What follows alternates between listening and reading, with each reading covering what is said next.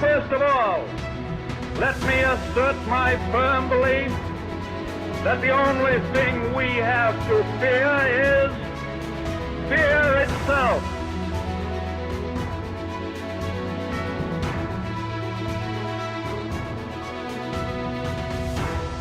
I believe that any of us would exchange places with any other people or any other generation. The energy, the faith, the devotion which we bring to this endeavor will light our country and all who serve it. And the glow from that fire can truly light the world. And so, my fellow Americans, ask not what your country can do for you. Ask what you can do for your country.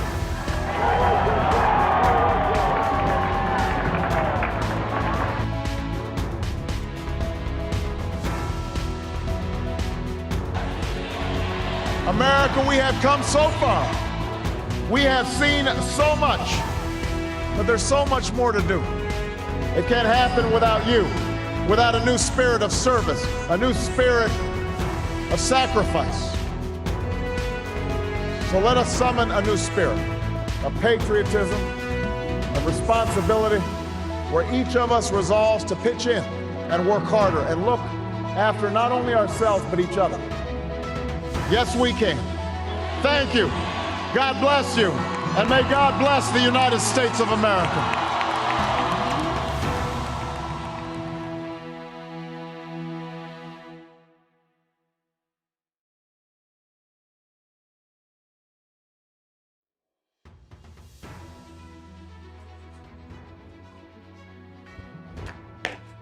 Hi, I'm Marsha Dimes. Welcome to Election 2020, Decisions, Discussion, Drag. We're here in my living room that we've converted into a low-rent production studio. I'm so happy that you joined us. Please take a moment right now to share this live stream link on your social media. We want to have as many viewers as possible tuning in for what we hope to be real news, real results reporting, but also moments of levity and fun, like when somebody's refilling their drink. Anyway, nerves are high across the country and in this room because we really don't know what we're doing.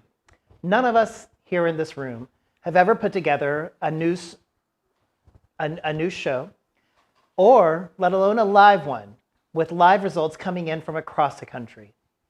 We hope to have some fun along the way, but to help us get over some of our nerves that honestly I'm struggling with right now, we have Aunt Marge in the kitchen.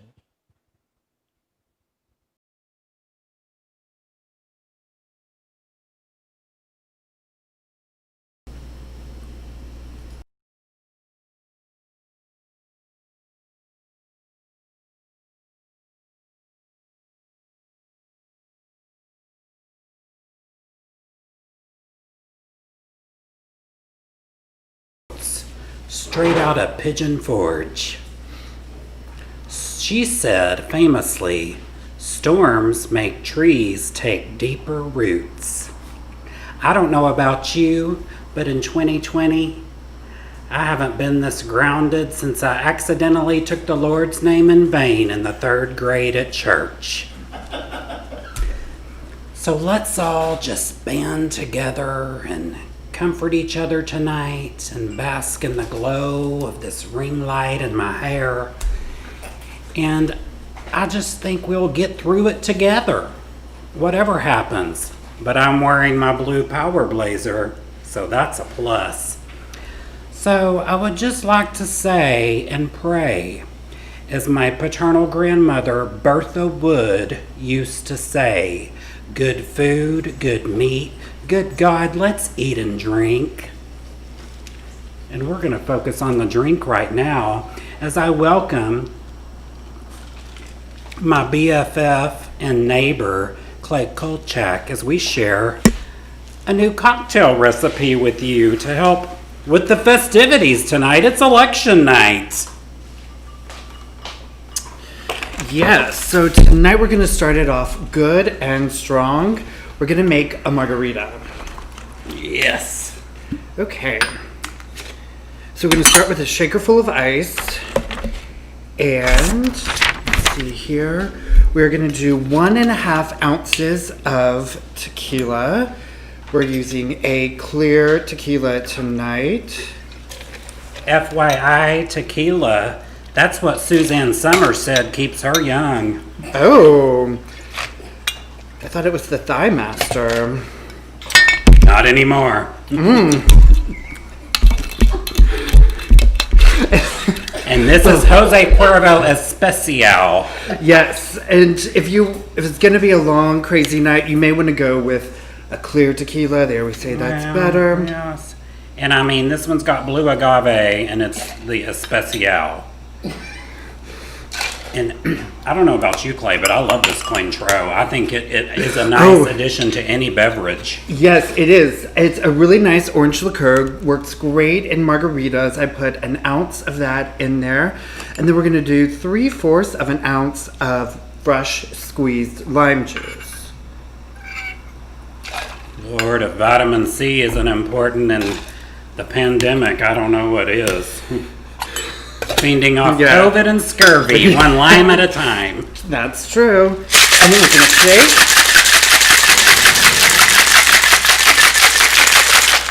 And we'll pour into our glasses. Marsha is going to love this. Just add some ice later.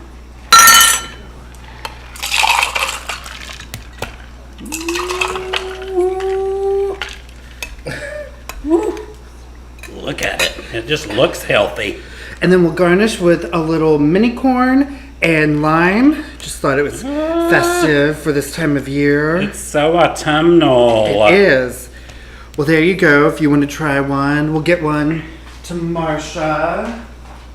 Thank you. And now we are going to pan back to the ever fabulous, knowledgeable, and brilliant Marsha Dimes. What I love about live television is that you get to spill your margarita all over your election news headquarters desk, also called my dining room table. Can I get a napkin? Of course you can.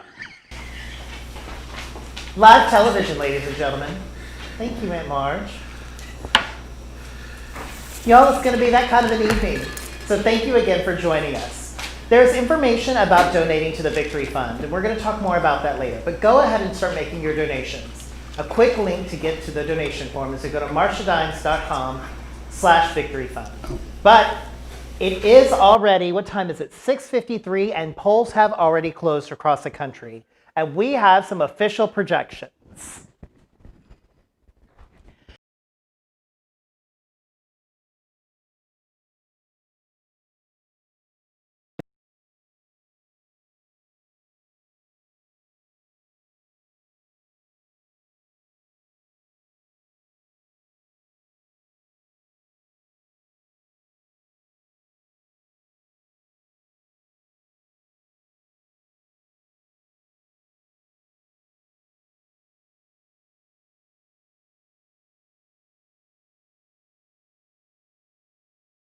There, 8 electoral votes for Donald Trump.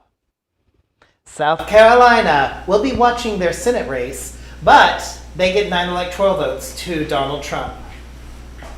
Vermont, with all 3 of their electoral votes, the home of Bernie Sanders, will go to Joe Biden. Virginia is already called for Joe Biden, 13 electoral votes, a state that went for Hillary Clinton in 2016. And West Virginia, 5 electoral votes for Donald Trump. No shockers there as we start our election projections, but we do have 2 close to call in Georgia, still waiting for some polls to close there. We also have polls closed in North Carolina. We'll be watching those results as they start coming in here in the next few minutes. 15 electoral votes up for grabs, and also an important Senate race as Cal Cunningham tries to become the next senator from North Carolina. 2 close to call is Ohio, neck and neck race it in the polls. 15 electoral votes up for grabs in Ohio.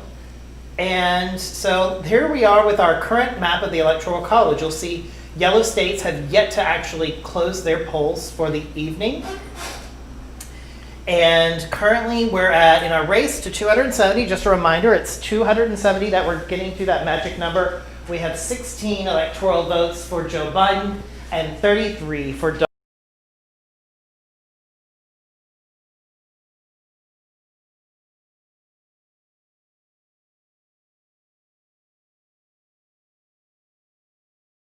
I want to make sure that everyone is commenting and having fun in the comments. At large, Nibby Peaks, Demand a Refund, and others might be piping in as well with some fun commentary and anecdotes about what's going on in this room as we make this election night coverage happen. Tonight, we're not doing it just for shits and giggles, although we plan to do both. We're also doing it to raise money for the Victory Fund. It is so important for LGBTQ candidates across the country to be out and proud and elected across the country at all different levels of government. And the Victory Fund is there to help train and fund these candidates. I want you to take time now to make a donation at marshadimes.com/victoryfund. Or there's a link in the description, or there's a link on the screen below as well. Make sure you go to that link and donate. We'll be reading some of your names who give throughout the evening. Thank you so much in advance for your generosity. For those of you who haven't heard of the Victory Fund or want to learn more, we have a quick video that we'd like to show. Roll tape.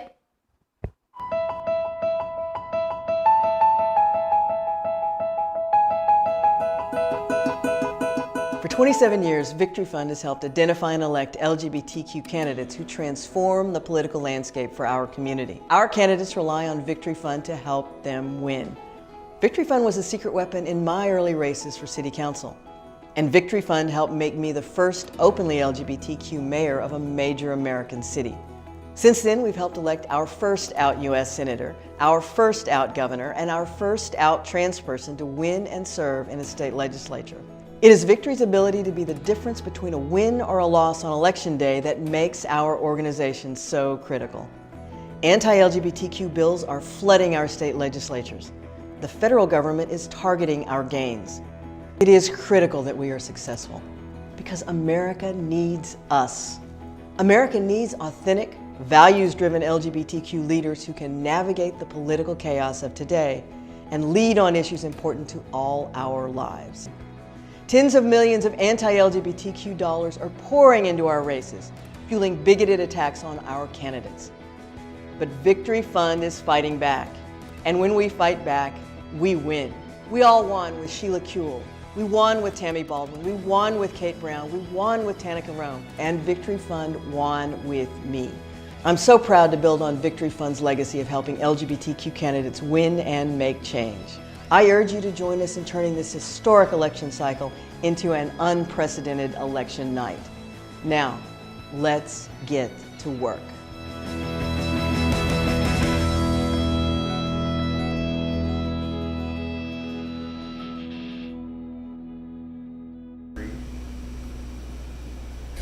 Welcome back. I'm Marsha Dimes. Thank you so much for joining. I'm now joined by the very amazing Nippy Peaks. Hi. How you doing? Hi, everyone. Good evening. Thank you so much for joining us this evening. Now, you are here because you are watching some of the races that the Victory Fund has actually endorsed. Yes, we are following very closely 4 good races because they are very standout election results we're trying to follow.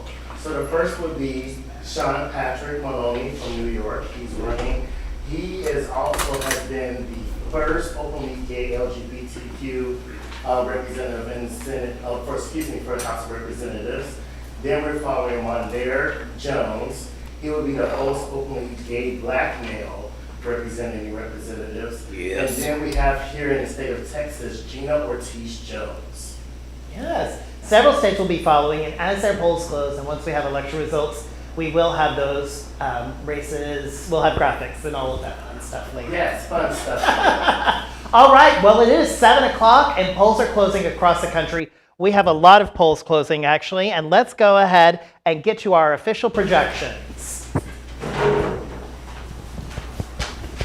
as soon as we get to the iPad.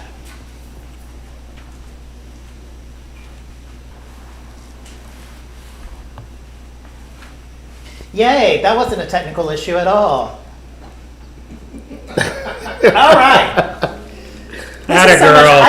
I have no clue. Well, I know how they do it. They have money. But MSNBC and CNN, it's amazing what they do. So we have quite a few. I believe it's 33. I've already had some of this very strong margarita, so I can't look and count at the number of states there. But we have a slew of states that have just closed across the country, and we are ready to make some very official projections. Not too many newsbreakers, but we are excited to announce a couple here. So first is Alabama goes for Donald Trump. Shocking, 9 electoral votes there. They do have a Senate race here that is very interesting. Doug Jones is running for re-election for the United States Senate as a Democrat, but he is not necessarily expected to hold on to that in a very red state. He's running against a former football coach for Auburn.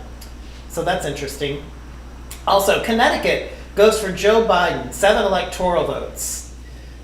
Delaware, the home state, where Joe Biden represented them for many, many years in the United States Senate, goes to Joe Biden. Illinois, no shocker there, 20 electoral votes. Good total there for Joe Biden there. Blessed be. Woo! Kansas. Well, Donald Trump is going to be in Kansas for a while. He's a projected winner there for 6 electoral votes. By the way, editor's note, I hope you all are enjoying my picture choice of Donald Trump. You're welcome, America.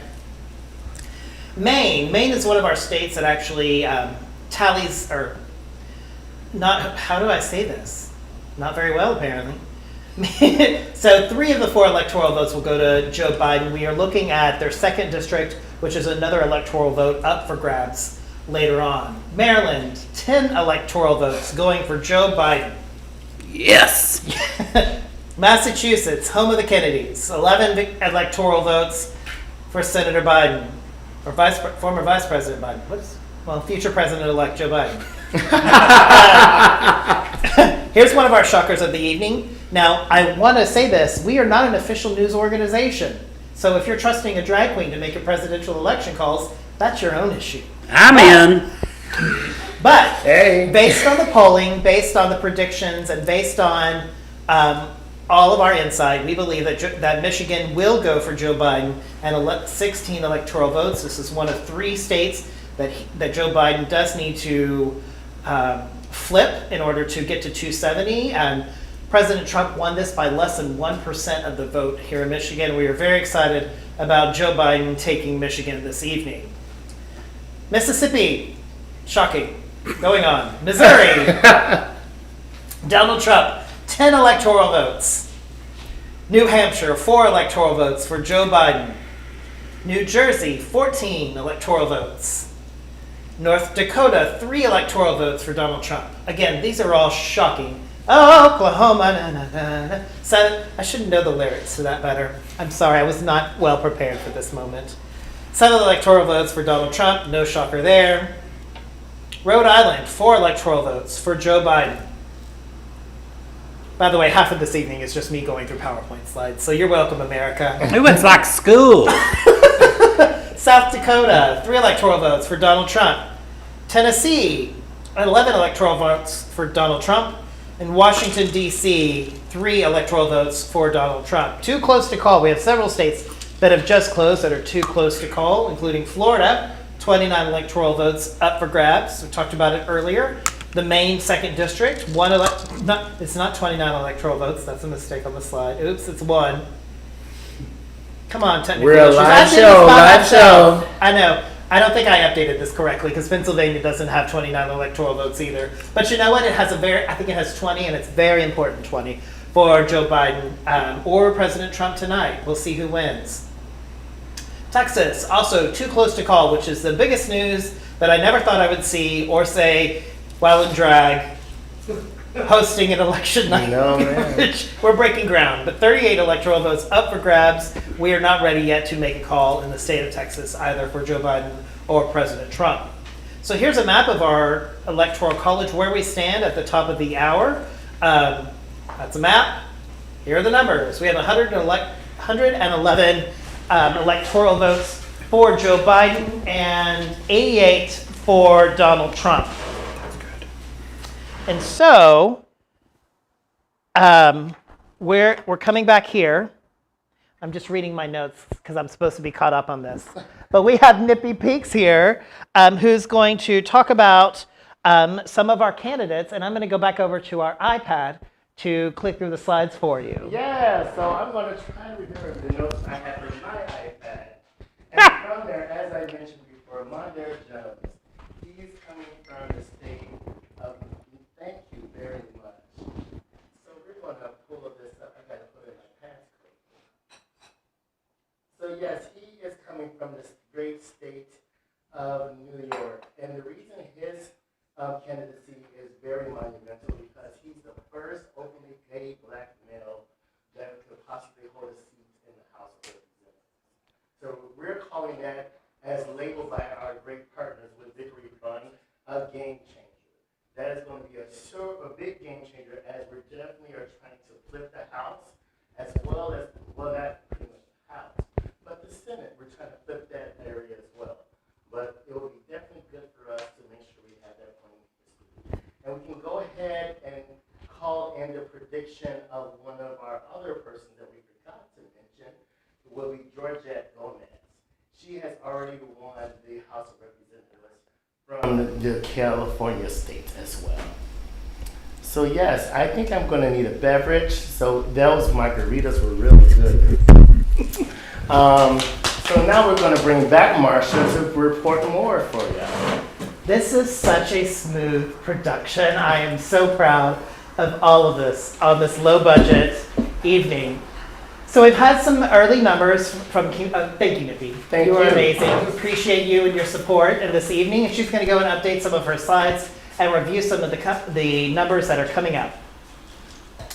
So I'm wondering if we have had chance yet to update some of our early vote totals that are coming up as we look and see how we're doing that. We have a whole team behind the scenes who are updating numbers and reviewing information as they come in from the secretaries of state from the different states. So this is a manual process for us, as you might imagine. We don't have the resources of NPR or NBC. We literally have somebody opening up PowerPoint and updating the election slides. So we don't have any updates from those slides. Okay. Not as of yet. Oh, because we don't have any returns yet from those early states. Oh, that's fun. Can y'all get on y'all shit? We don't got numbers yet. We closed. Speed it up. It's been 10 minutes. What am I supposed to do? Ad-lib? Maybe that customer will leave the store. Well, that was supposed to take a lot longer than we had planned for. But you know what we do have? We do have a moment. Are we ready for the next? Oh, yes. This is important this evening. I want you all to eat your feelings. And here to help us do this is beautiful Aunt Marge in the kitchen.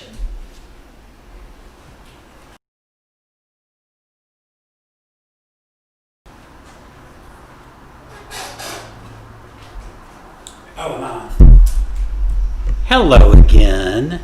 Welcome back to Marsha Dimes' kitchen. I'm Aunt Marge. As Moira Rose said in Schitt's Creek, I'd kill for a good coma right now.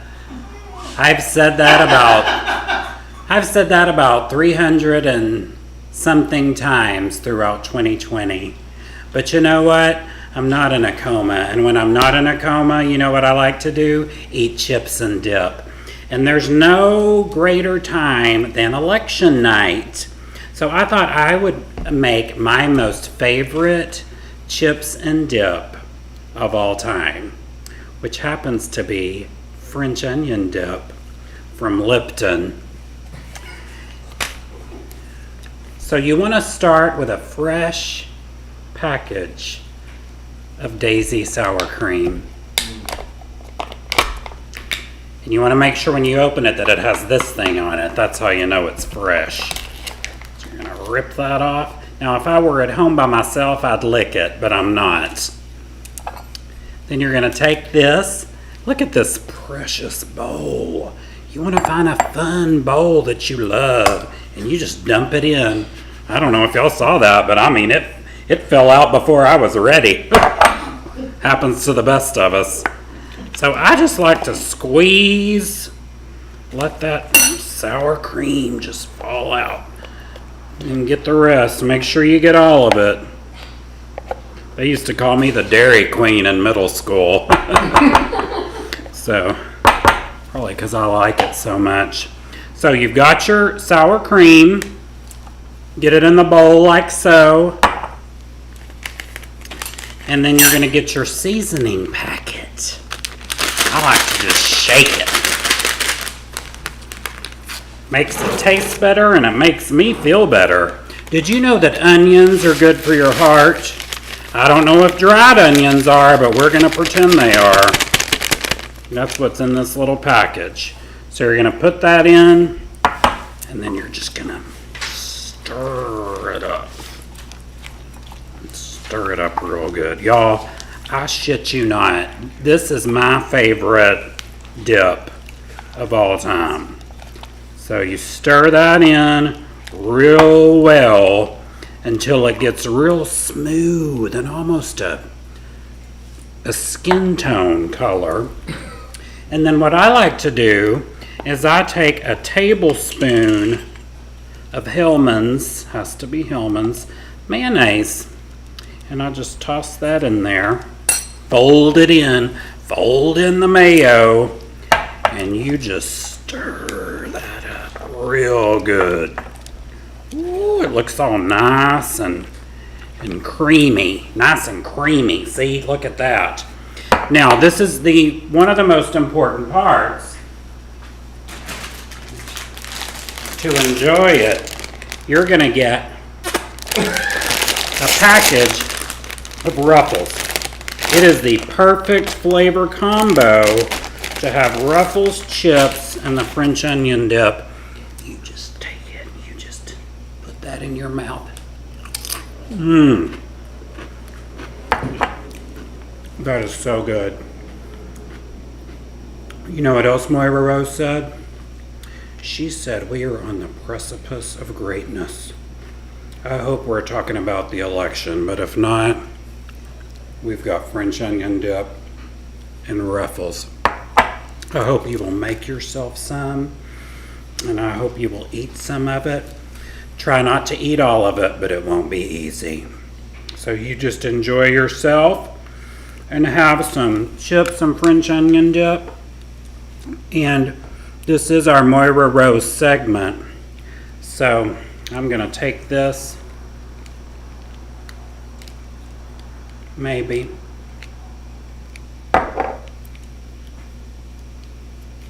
Well, I did it earlier. I don't think it's dead. There it is.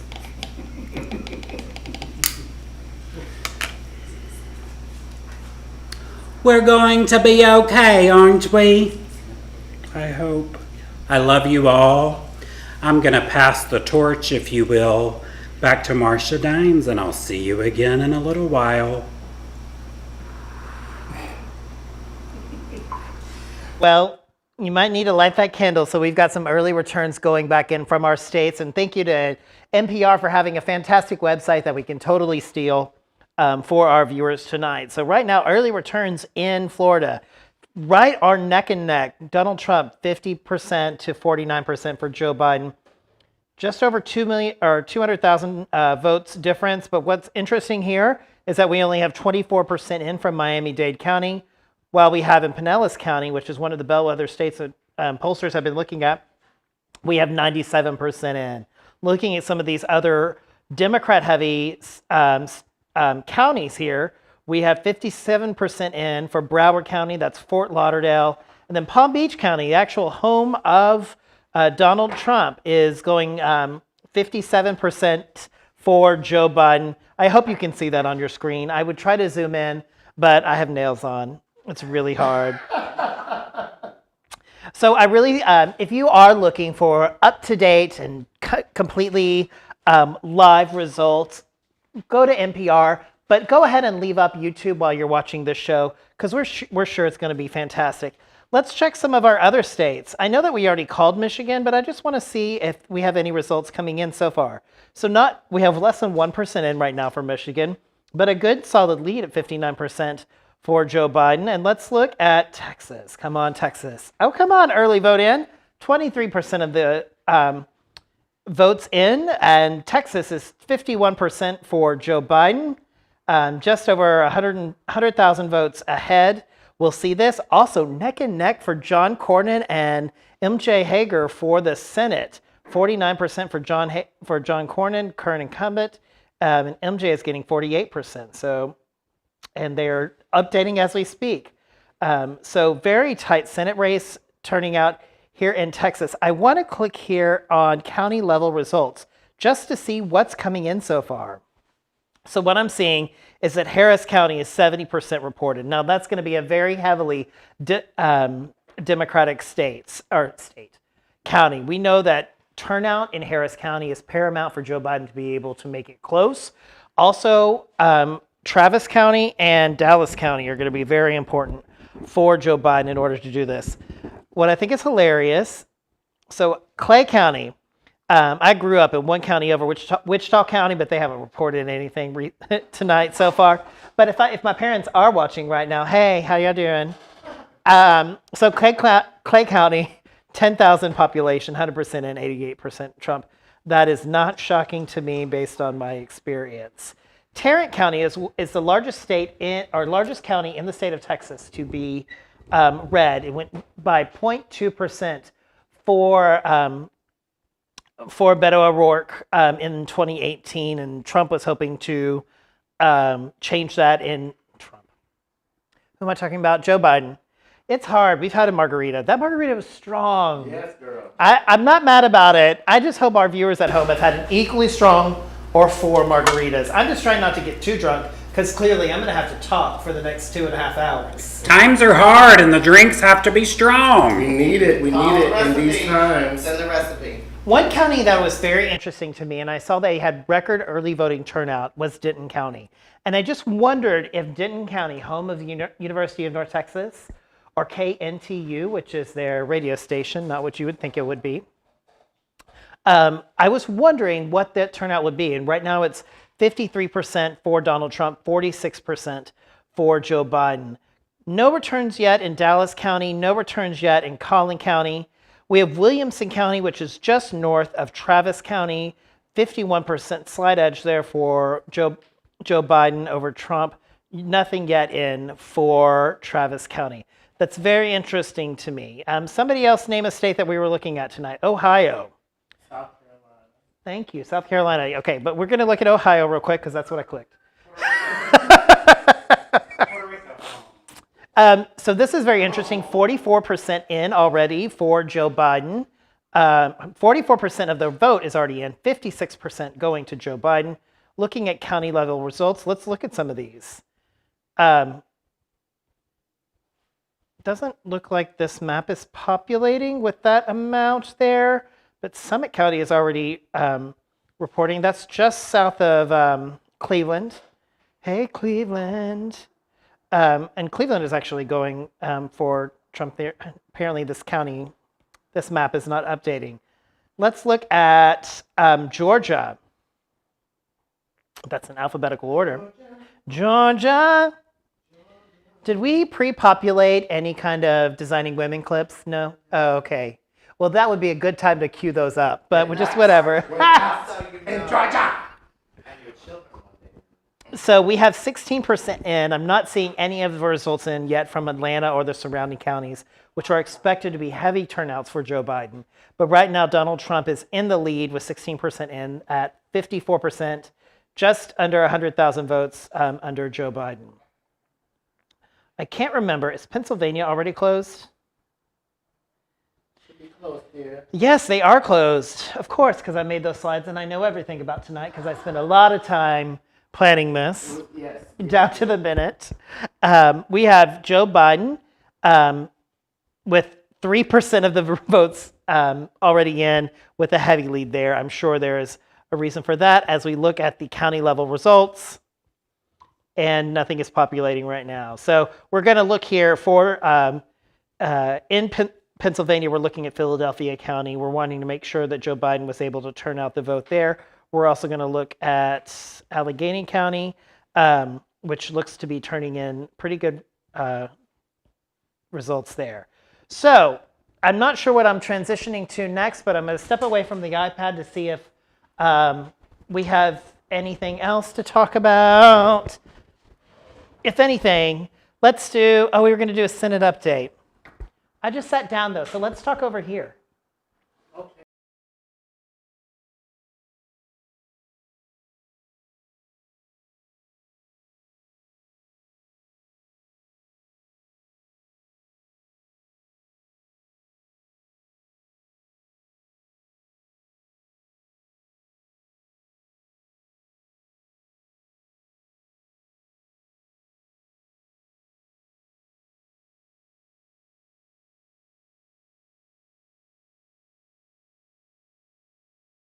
How do I get out of this?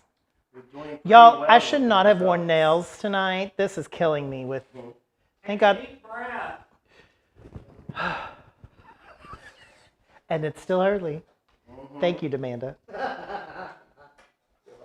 Demanda, by the way, is doing a fantastic job at camera work this evening. What? I'm on the iPad, but it's not, it's trying to close the current slide. Go ahead and click over to it. We can just have some fun with technical issues. What am I saying? 40? 11 of the 35. So looking at the Senate update, so breaking news, the Associated Press has called 11 of the 35 seats up for election. The Democrats tonight were wanting to, the iPad has stopped working, so if somebody could try to close out. Go to camera one. Yeah, but we're going to go over to camera one. All right, so yes, the Associated Press has called 11 of the 35 seats up for election in the United States Senate.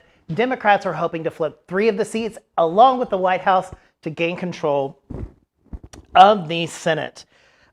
So with 1% of reporting in Alabama, Doug Jones is leading. That'll be interesting. One of the expected seats out there hoping to flip is Arizona with Mark Kelly, former astronaut, husband of Gabrielle Giffords there.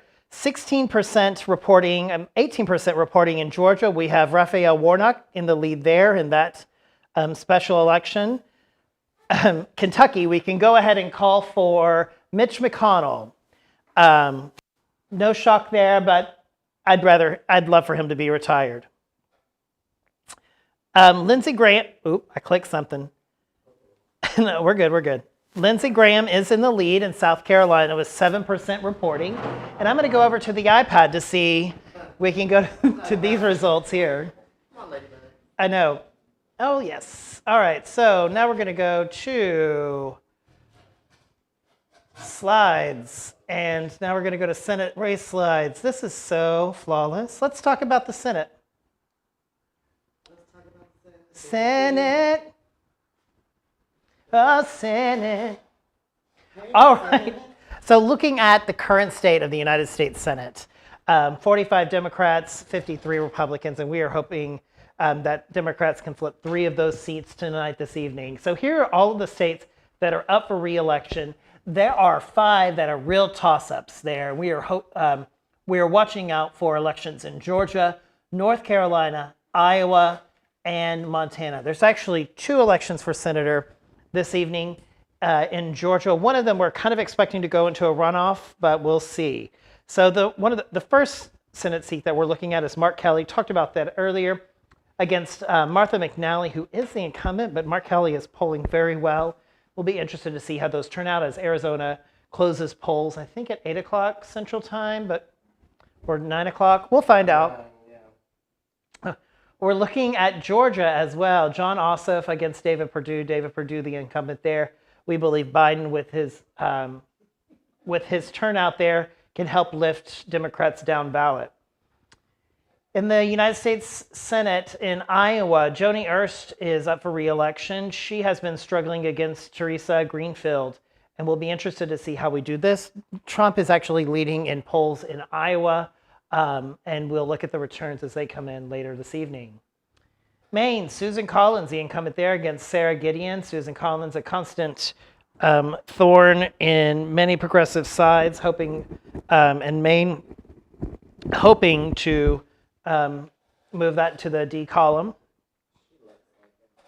And then in Montana, we have Steve Bullock running strong against incumbent Steve Daines. Come on, Steve's in Montana. If you are a white man and named Steve, you moved to Montana to become a senator. All right, in North Carolina, Cal Cunningham and Tom Tillis. Tom Tillis having a slight lead in early returns there is the current incumbent. Cal Cunningham doing with some recent scandal. And we are looking at South Carolina, Jamie Harrison, the Democrat, against Ladybug, the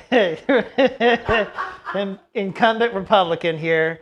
Lindsey Graham, Ladybug, has a slight lead in the early returns for South Carolina. And that is our Senate update for right now. Oop.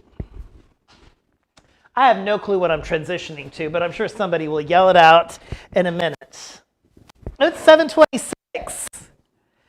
That's fantastic. Okay, so we just have a few more minutes before more polls close across the country. I want to talk a minute.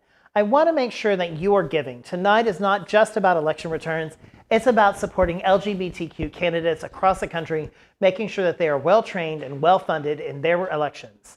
Tonight, there is an LGBTQ person looking at results and thinking about how they can change where they live, whether that be the city council or the state house or any level of government. They need to know that they are supported and they can make a difference in their community. Because if we're not sitting at the table, we're on the menu. And we need to make sure that we are well represented across the country in every elected house and senate and wherever elections are had. So please donate to the Victory Fund.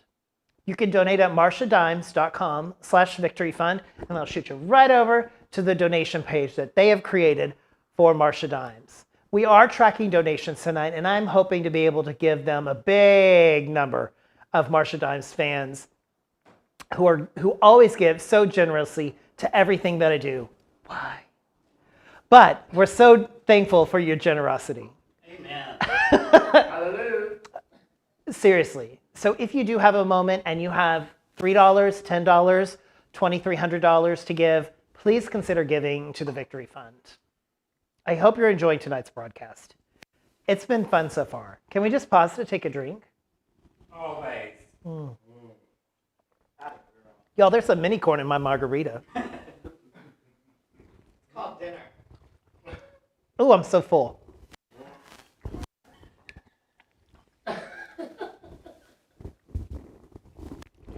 How are we doing on time? 7:28. Oh, perfect. Just 2 more minutes to stall. I thought that was 4 minutes of stalling, but it wasn't. We love your hair. Thank You you. look so beautiful, Marsha. This is my Paula Zahn / Nancy Grace inspired hair. I wanted to make sure that it was blonde and big, just like any Fox News anchor. Other things are big too. You're welcome. So I don't know how many people are watching or how many comments or any funny comments that we have going on in the commentary. Probably not. I'm just kidding. Y'all are always so lively in the comments. You have 7 likes. This is Marsha Dimes for Senate Oh, yes. or council. Or council. She won't be running. There's too many skeletons in the closet. But thank you for your thoughts. I hope everyone's enjoying the coverage tonight of election 2020. Decisions. Yep. Decisions, discussions, drag. Y'all, it's going to be a long evening. And we hope that you're having fun just with us. Well, and as we work, it's now 7:29 and there are polls closing in 1 minute. And you know what? We're just going to call it a little early. It's just one state, and it's Arkansas. And so we have some official projections.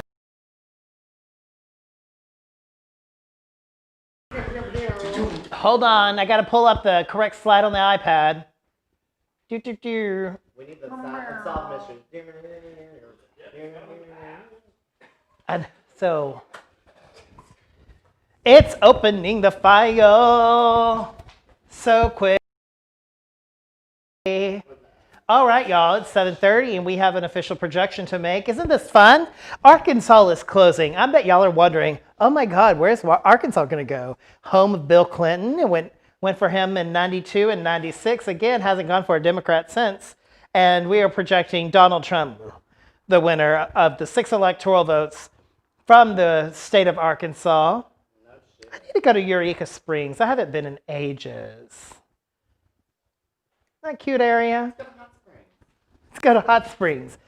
I also love that Crystal Bridges Museum there in Arkansas. That's real pretty. The Walton. And the Clinton Library. That's right. We did go there in Little Rock. Little Rock. Yeah, Alice Walton spent $1.3 billion building an art museum there in Bentonville, Arkansas. It's real pretty. She got her money's worth. All right, so right now we have an electoral update. We are at 94 for Donald Trump, and I was supposed to click to the next slide, but I've already sat down. We're at 94 for Donald Trump and 111 for Biden. So that's where we are so far. And I want to just take a few minutes as we probably go back to the iPad, even though I just sat down. I'm just going to go back to the iPad, walk over there. You know, we should have just gotten a longer cord. That would have made sense this evening. But oh well. Let's go and look at some more of these results from different states. So I want to click and refresh Florida. This is something that's very interesting to me. With these early returns not showing yet from Miami-Dade County. Florida, come on, internet connection. On NPR, it's kind of a pink color. It's a pink color? All right, so we're 51-48 Donald Trump here. Let's look at these county level results to see what's come in. We've got 88% in. Still more than half the results from Miami-Dade County left to come in. A lot of results from Broward and Palm Beach. Pinellas County is 100% in and went 50% for Biden. That is a very important state, or county. This county actually went for Trump last time. And in Port Hillsborough County, which is Tampa, 53% for Biden. Orange County almost coming in 61% for Donald Trump, and Seminole County, one of the suburbs there. So this is interesting. As Miami-Dade County still has yet to come in, only 48%. This could swing heavily toward Joe Biden, pushing him over the edge of he needs just about 240,000 votes to surpass Donald Trump, and maybe he can do that there in Miami-Dade County. Let's also look at, we were talking about the Senate. I want to go to South Carolina and look at the Senate update. Oh, it's kind of close. Donald Trump is a projected winner in South Carolina. That's no shock there. But Lindsey Graham is still struggling, 50% here to 48% for Jamie Harrison with 11% in. So yeah, we've just got some key counties coming in. But I'm going to go to, let's check in on Ohio. How are we doing over there? Ohio, this is very interesting. 51% in, 1.6 million votes for Joe Biden, 1.3 million for Donald Trump. That is a large margin, 56% for Joe Biden right now in Ohio. If Ohio goes for Donald Trump, that really limits if Ohio goes for Joe Biden, that really limits Donald Trump's ability to get to 270. He really needs Ohio as we look at this map. I want to see these county level results. Again, this map is not refreshing the way I need it to. Oh well. Technology. Let's look at North Carolina. Joe Biden in the lead at 54% with 51% reporting so far. This is amazing. So 1.7 million votes for Joe Biden, 1.4 for Donald Trump. I'm not sure. I honestly don't know too much about the counties within North Carolina. I didn't have time to memorize them because I have a full-time job, y'all. She got to work. She's busy. Oh, but you know, I do know. So one of the biggest ones, Mecklenburg County, 1 million population, 0% in. That is expected to move toward Biden. And then we also have Wake County, another big population center. 0% reporting so far. So those are big opportunities for Joe Biden to pick up some results there. Let's look at Michigan. We technically have already called Michigan. 6% in, 190,000 votes. That's not a lot for Donald Trump. Sure, we have yet to have Detroit come in for that. I want to look. I don't believe Wisconsin has closed. They have not closed their polls yet. I'm pulling up Texas. Texas, Joe Biden, 3 million, just over 3 million votes, just over 3.1 million, 3,090,000. Nippy knocked out a light, y'all. It's all right, girl. Just push up the bulb. There we go. That's what she told me. You just got to jiggle it a little bit. She got too excited.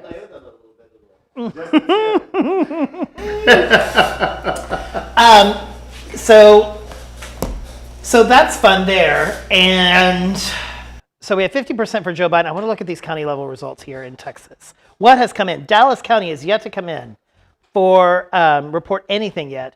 And neither has Travis County. So that's a very important thing. We got 70% in from Harris County. So this is very interesting. Texas is still in play for Joe Biden. Donald Trump in a tough position there with Dallas County and Travis County, two very blue cities or counties left to come in. We also have reports from Starr County there, so Hidalgo County. Interesting. So this is just all kinds of interesting notes. Looking at Collin County, just barely going for Donald Trump here. I want to look and see if there are some congressional races that I wanted to look at here in Texas. Victory Fund.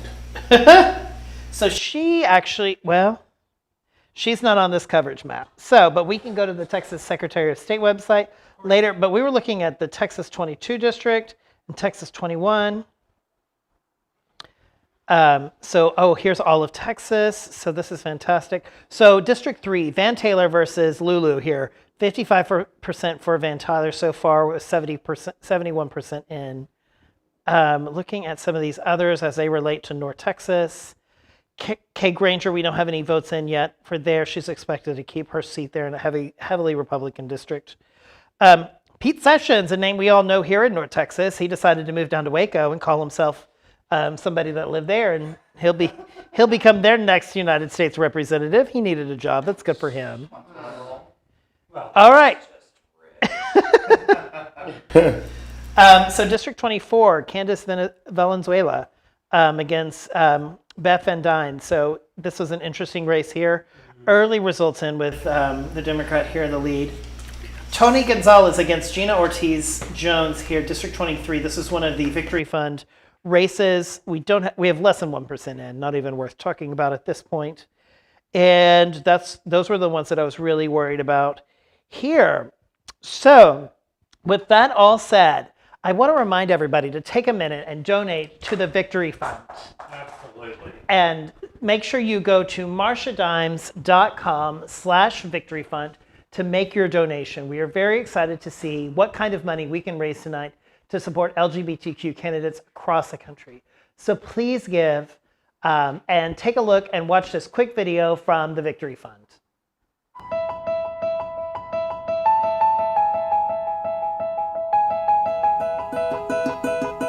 For 27 years, Victory Fund has helped identify and elect LGBTQ candidates who transform the political landscape for our community. Our candidates rely on Victory Fund to help them win. Victory Fund was a secret weapon in my early races for City Council. And Victory Fund helped make me the first openly LGBTQ mayor of a major American city. Since then, we've helped elect our first out U.S. Senator, our first out governor, and our first out trans person to win and serve in a state legislature. It is Victory's ability to be the difference between a win or a loss on Election Day that makes our organization so critical. Anti-LGBTQ bills are flooding our state legislatures. The federal government is targeting our gains. It is critical that we are successful because America needs us. America needs authentic, values-driven LGBTQ leaders who can navigate the political chaos of today and lead on issues important to all our lives. Tens of millions of anti-LGBTQ dollars are pouring into our races, fueling bigoted attacks on our candidates. But Victory Fund is fighting back. And when we fight back, we win. We all won with Sheila Kuehl. We won with Tammy Baldwin. We won with Kate Brown. We won with Tanika Rome. And Victory Fund won with me. I'm so proud to build on Victory Fund's legacy of helping LGBTQ candidates win and make change. I urge you to join us in turning this historic election cycle into an unprecedented election night. Now, let's get to work.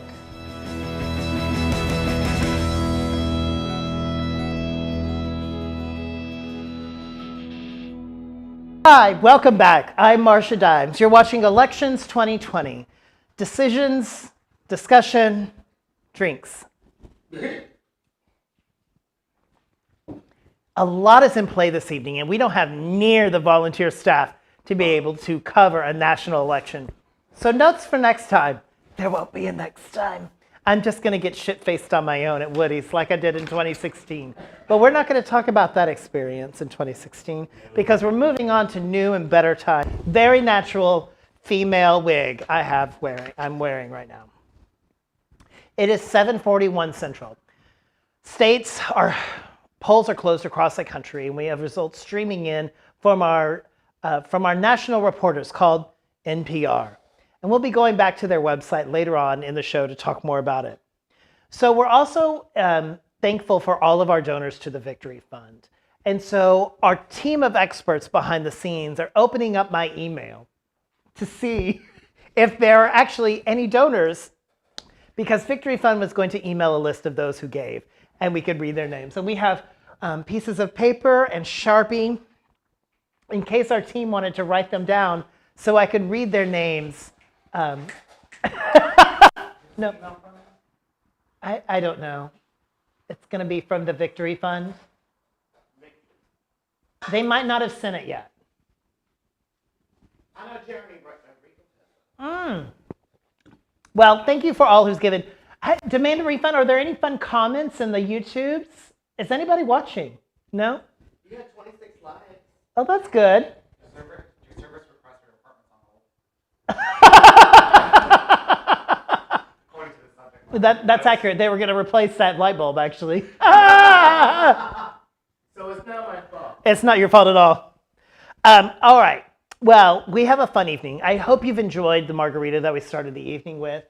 Do we want to go to another cocktail, maybe? Nope, just kidding. We could? Okay. Yeah, I'll do it. Yes, this is fantastic. So thank you to Aunt Marge and my husband, Clay Kolchak, for their amazing support this evening and being able to distract you while we try to figure out what the fuck is going on. So, ladies and gentlemen, please welcome the fabulous Aunt Marge.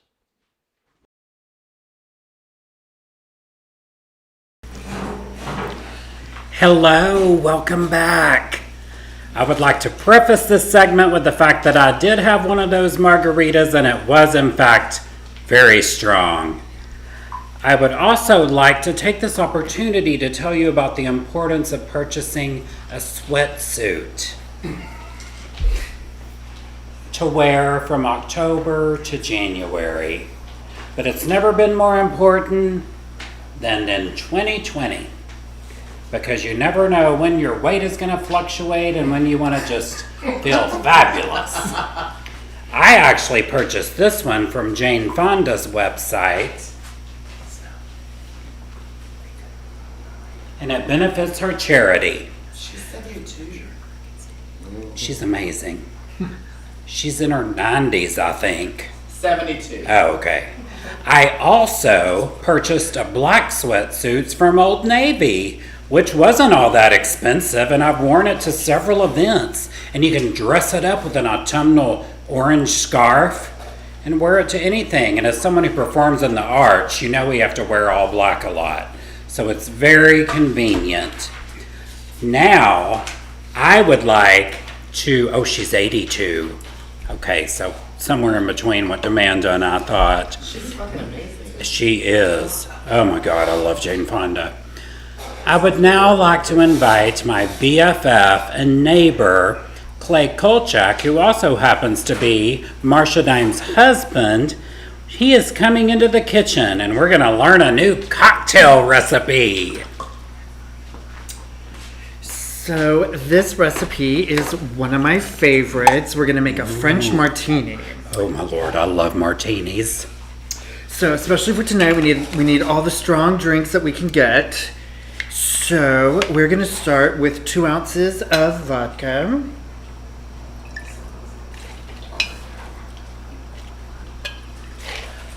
Vodka has been known to thin the blood.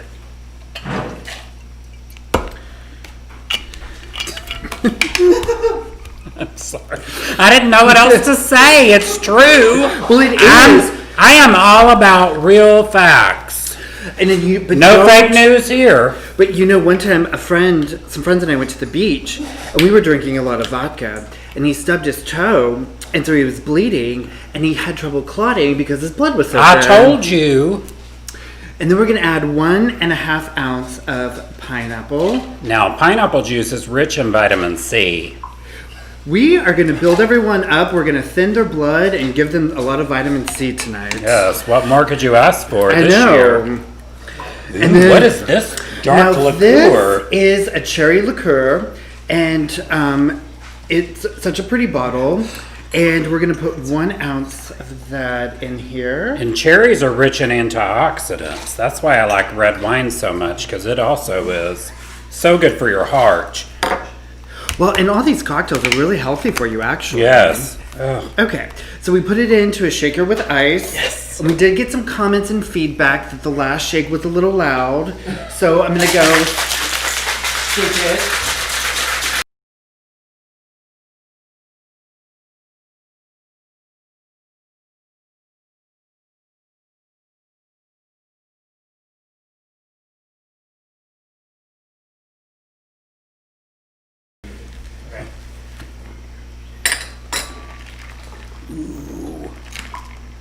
Nice and foamy. I love it when he shakes it up real good and it's foamy. Pineapple juice does like to get real good and foamy. I just bet she does. Oh. And there you go. There's a French martini. It's good. Give it to Marsha. I know. I just want to try one of these here.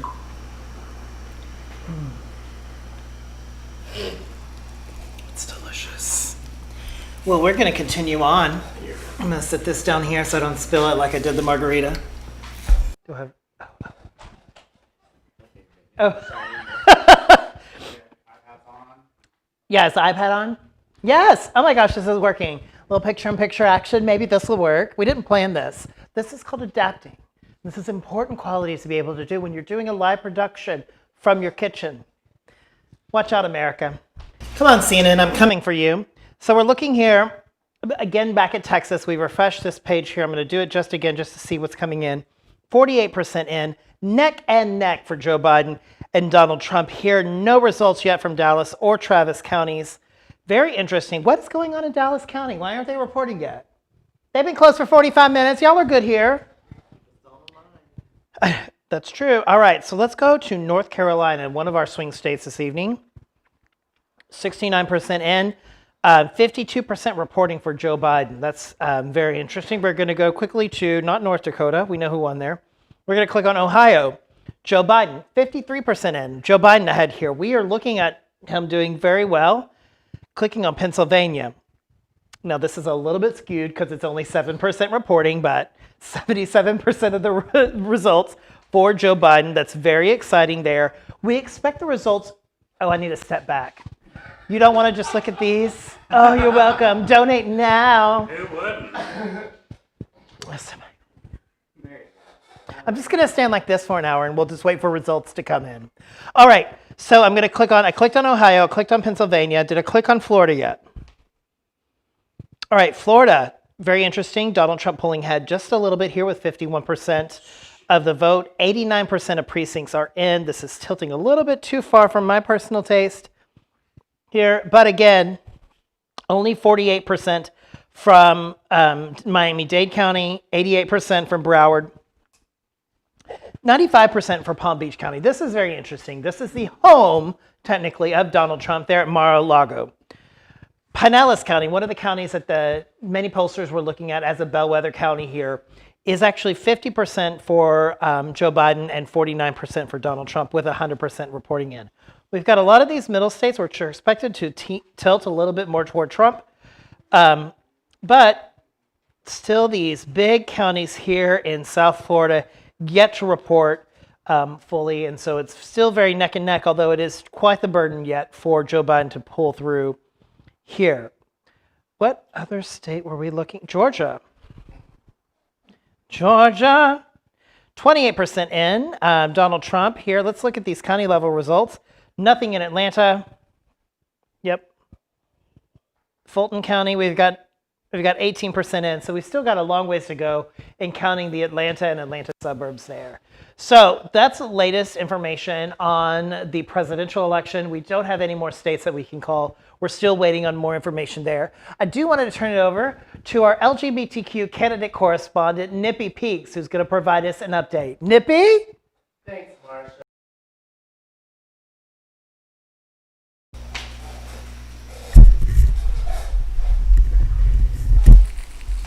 Thanks, Marsha, and reporting to you live here. I'm getting some live results here, so excuse me, I have my earpiece. I have to get from our control panel. I don't think they were connected.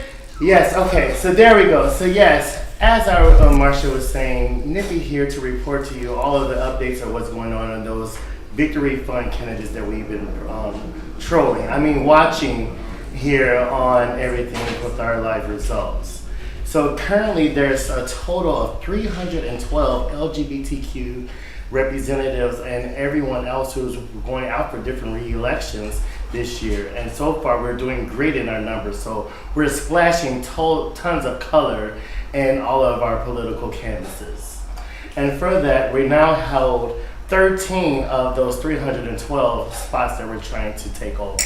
So make sure you go to marshadimes.com/Victory Fund to donate, as well as to share out this link to make sure you're getting all of the experience of what's going on to your friends so they can experience it too and enjoy this great margarita cocktail. Now moving forward, just want to share to you something that's very important with one of our other game changer candidates, Gina Ortiz-Jones. So she will be the first openly LGBTQ person to be elected from Texas to Congress. So we're very excited about that, to splash more color into that canvas. And then we've already taken over for the great state of California with Georgette Gomez. And another person that we're following that we already know that's pretty much we can project to win, he was already in a game changer incumbent, will be Sean Patrick Maloney, who is currently he holds that seat, girl. He is the first openly gay congressman in Congress. Praise the Lord. Praise it be, blessed be. Won't she do it? Hallelujah. So, we are very excited to bring you all of these diversity candidates and making sure that you check in live with us and checking out our Victory Fund. I'm going to hand it over to my girl Marsha to continue on with her live coverage. Hi, and welcome back. I'm stepping back because you want to get all of this, don't you? You're welcome. You don't get this on ABC, all right? And maybe that's why. All right, so we have an iPad here pulling up a different perspective. We've got 538, Nate Silver's famous blog, connected here with ABC News, and I literally just started looking at this while Nippy was talking just to see what was going on. I want to go now to I'm having trouble. Let's type. Why is this so hard? Nails. Oh, nails. We're going to go to 270 to win to see what's going on here and see if they have live election results for the president. All right, so they haven't called any states that we haven't called. In fact, we've actually called Michigan. And so it leans Democrat, but we still have only 13% reporting right now. I'm going to go back to NPR's results because their website is so much better. And make sure to give not only to the Victory Fund, but to your local NPR station like KERA. Amen. I've got a think mug in the cabinet. I should be drinking straight vodka out of that. So I'm just going to click refresh and click here and see what's going on in Georgia. We got 31% going in. Looking at these counties, we still don't have anything from Atlanta. Hot Atlanta, what's going on? Matthew Harrington, can you call somebody? What is going on? I want to go back to Texas because that was pretty to me. Aunt Marge playing herself in the background. So we have, I'm going to pull this microphone back over here because I think that's important. It may not be. Hold on. Nancy Grace doesn't have to deal with this. All right, that's better. I don't like eating my own hair, but when I do it with this kind of hair. Don't you love this? Comment on this. This is helmet wig. Come on, I could go ride a motorcycle, crash it, and still survive. All right. Very John Waters. All right, so we have Texas, 51% in for Joe Biden, Donald Trump with 48%, 55% of the votes in. Joe Biden with a healthy lead here, which is very interesting. Looking at the county level results for Texas, we still have a lot of rural Texas to come in. So I don't want to get any Democrats' hopes up just quite yet. While we have some blue counties left, there are a lot of red counties across the state, and their results are not coming in yet. So this is going to be it's very important now for Joe Biden to have a strong advantage going into the results right now. I can't see that. Somebody's in motion. Just bring it closer. Oh, Indiana, got it. Okay. All right. So thank you for that. So looking at this, we still don't have any results from Dallas County, but we still also don't have a lot from like East Texas. And I know there's a lot of Trump supporters because I've driven through there. They have lots of signage. They have lots of signage and no masks. It's funny that they would not be able to have one over the other. Let's look at Pennsylvania and what's going on there. Only 8% in. Again, not too much to get our hopes on about there. We're looking for more counties to come. Actually, I just want to click these. Nothing. So thank you, NPR, for not being able to provide me anything there. Ohio, neck and neck here. So this is very interesting to be shaping up what pollsters were predicting. This is going to be a nail biter or a landslide. We just can't tell what it's going to be. And so each state is going to make its own individual impact. And if you are at a poll, wherever you are, make sure that you're staying in line so you don't get out of line. But in Ohio, we were at 54% for Joe Biden, 45% for Donald Trump, 1.7 to 1.4 million votes, 55% of that in. Just want to look at the county level results to see Cuyahoga County, how we're doing there. 0% in. So Cuyahoga County is the home of Cleveland Browns, that great sports ball team. And one of these counties around here is home of Columbus. And I'm not sure, I should know that. But again, I'm not a journalist. Drag queen here. Welcome to this. If you've just stumbled upon us, I'm so sorry your friend sent you this link. We're so excited for that. We have our live team of scribblers being able to scribble things. Is that vote? So Dallas Live County report. We have 306, 30% Republican. 30% reporting, 51% for Biden. So this is a kind of very official notes that we have going on here, and I'm sure MSNBC has that. Hard work behind 3 minutes to 8. Perfect. So we have more states closing at 8, so make sure that you're tuning in. 1 minute. Girl, this clock is slow. Hello, Evan. Over the weekend. No, we. Put in the maintenance request. Can y'all come change my clock? Thank you. Let's click back on Texas. I want to see what this Dallas County result coming in, mostly because I'm from Dallas County, and this is very interesting to me. Nothing showing up yet on NPR, but something might be showing up wherever Demand a Refund is looking at that. 66% of Dallas County is voting for Biden so far. Oh, yes. Thank you for that. Where are you reading that? Oh, okay. Yes, Queen. Local news website. Yeah. All right. I want to stop talking for a second, but you know what? We're going to continue on. But we can't. But I can't. This is a live show. Yeah, no, dead air. So I want to just go to, the New York Times and see what they're thinking. You know, for somebody, if you're looking at fake news and you want to see what's going on, New York Times is a great website to be able to see this, what's going on. So I want to just click on President here. Kansas closed it. Yeah. All right. So battlegrounds to watch. Florida. Trump is +3. Yep. So that's a challenge. So Trump might win Florida. Trump needs to win Florida in order to win. Biden doesn't necessarily need Florida in order to win. That's important. With Biden ahead by 4% in North Carolina, though, that is a state that Trump needs to win to get to 270. Biden would love to have it for more toward that. So we're excited for that lead. Ohio, Biden ahead by 9% with 52% of the ballots voting. And I'm just looking right here, if you can see. Georgia, Trump is up by 15% with 30% reporting. There's a lot of hubbub going on behind the scenes. Oh, what is this, a dick pic or is this a projection? NPR just called several states. Oh yeah, because it's 8 o'clock. Oh yeah. You want it? Here. No, I got it. We have slides. NPR has already called states. PowerPoint. No, I've made the slides.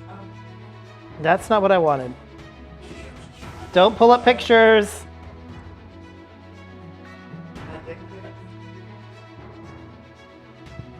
So Clay, we've already made slides for all of these.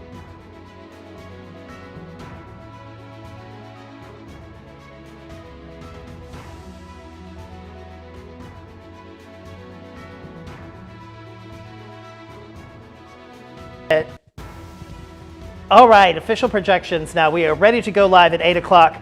There's my nail's trying to come off.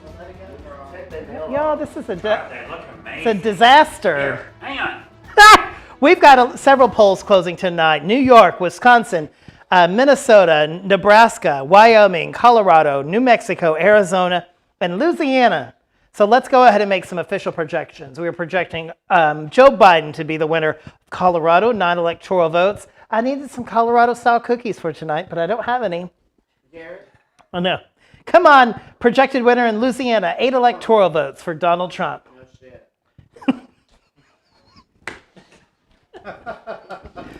9, Minnesota, we are going to go ahead and project that for Joe Biden. Yes! Thank you, Aunt Marge, for 10 electoral votes. I think I threw away my nail glue, so there's no hope in getting that back on. But we can save it just for, you know. So pretty. Nebraska, 4 electoral votes for Donald Trump. We are looking at Nebraska's 2nd district, which is Omaha, which could go for Joe Biden. That would be 1 electoral vote potentially for Joe Biden. We'll take every one we can get. New Mexico, 5 electoral votes for Joe Biden. New York, 29 votes for Joe Biden. Donald Trump winning Wyoming. I want to go to, excuse me. Oh. No, I think that's a margarita, but I think it's also this French martini here that I have not yet finished. Right? And the French onion dip. Oh, I haven't had any of that yet. So we have 2 close to call. Arizona with 11 electoral votes. Also a Senate race that'll be interesting. Nebraska's 2nd district, 1 electoral vote, 2 close to call. Wisconsin, 10 electoral votes, 2 close to call. And that was the end of the slideshow. And we're supposed to have an update on the Electoral College, but we didn't pre-plan that because we thought we might have called other states, but we hadn't yet. So somebody is magically going to do the math, and then they're going to add in.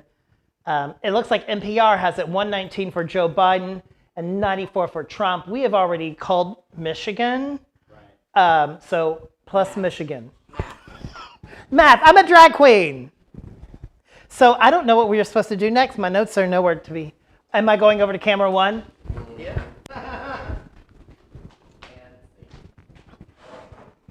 I'm at camera 1. What am I supposed to do now? Read your notes. You gotta play it and Oh, yes. Oh, we have some very important updates. I didn't finish. Aunt Marge, could you do me a huge favor there? I don't need the notes. I just need this. Thank you. Ladies and gentlemen, we've come to that moment during the show where we just need a drink. Cheers! And we are excited about all of the drinks that you are having across the country. Feel free to post pictures, hashtag Marsha's election, and make sure that you are also donating and giving to the Victory Fund. You can donate at marshadimes.com/Victory Fund. I want to take this moment very seriously. Please give. I host a lot of these things. We spend a lot of money. This is a new ring light that you can't see, but to make me look better. This is almost a new wig that I spent some time on.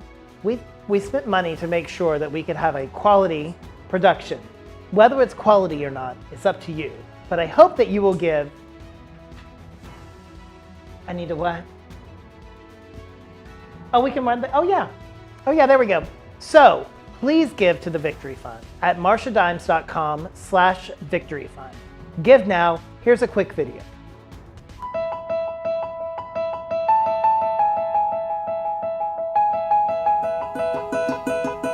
For 27 years, Victory Fund has helped identify and elect LGBTQ candidates who transform the political landscape for our community. Our candidates rely on Victory Fund to help them win. Victory Fund was a secret weapon in my early races for City Council. And Victory Fund helped make me the first openly LGBTQ mayor of a major American city. Since then, we've helped elect our first out U.S. Senator, our first out governor, and our first out trans person to win and serve in a state legislature. It is Victory's ability to be the difference between a win or a loss on election day that makes our organization so critical. Anti-LGBTQ bills are flooding our state legislatures. The federal government is targeting our gains. It is critical that we are successful because America needs us.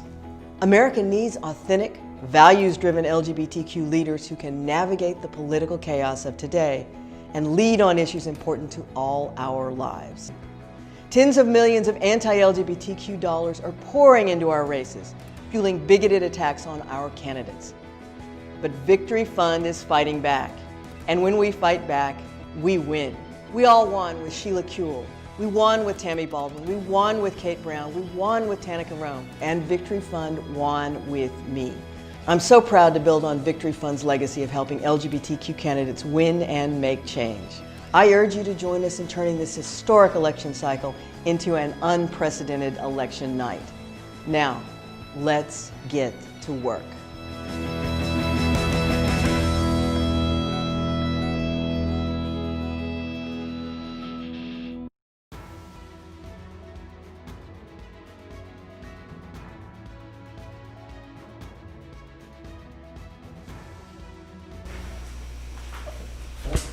Hello, welcome back to Marsha Dimes' kitchen.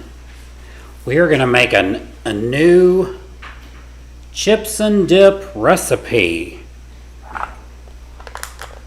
So I've got my Daisy sour cream, the old faithful. Just turn it over and dump it out. Really is easy every time. Usually if you just open it up and turn it over, it'll just fall right out. This time we are going to add Hidden Valley Buttermilk Ranch Dip Seasoning. You just fold that in and stir it up. I would like to preface this, or just during it, let y'all know that my French onion dip is gone. So that's how good it is. So it's gone. That's why we're making another one. So I've got sour cream and Hidden Valley Ranch buttermilk seasoning. Now, you also will add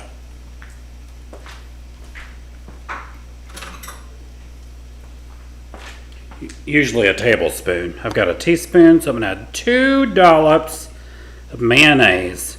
Y'all, this just makes it extra creamy. It's so good. And at this point in the night, this is a no-holds-barred chips and dip blitz. So we've added our sour cream, our Hidden Valley Ranch, and a dollop of mayo. You just stir that up. Now, some health nuts will tell you that you should dip vegetables in this, and who am I to judge? You can. You can do carrots or orange peppers, slice them up and dip it in there. But you know what I like to dip in there? You guessed it, Ruffles. And it is such a good pairing. It is like gourmet. Now, I would like to tell you, if things go south, like they did in 2016, you just pull out all the stops. You go straight for this. And you can dip it. You just dip it. You dip it in that sour cream mixture. But I think, I feel a vibe tonight, and I think we're gonna stick with Ruffles, Ranch Dip, and Joe Biden. So I hope y'all have a lovely night, and I hope that we are gonna make it happen. Love you, Aunt Marge. Back at ya, Marsha.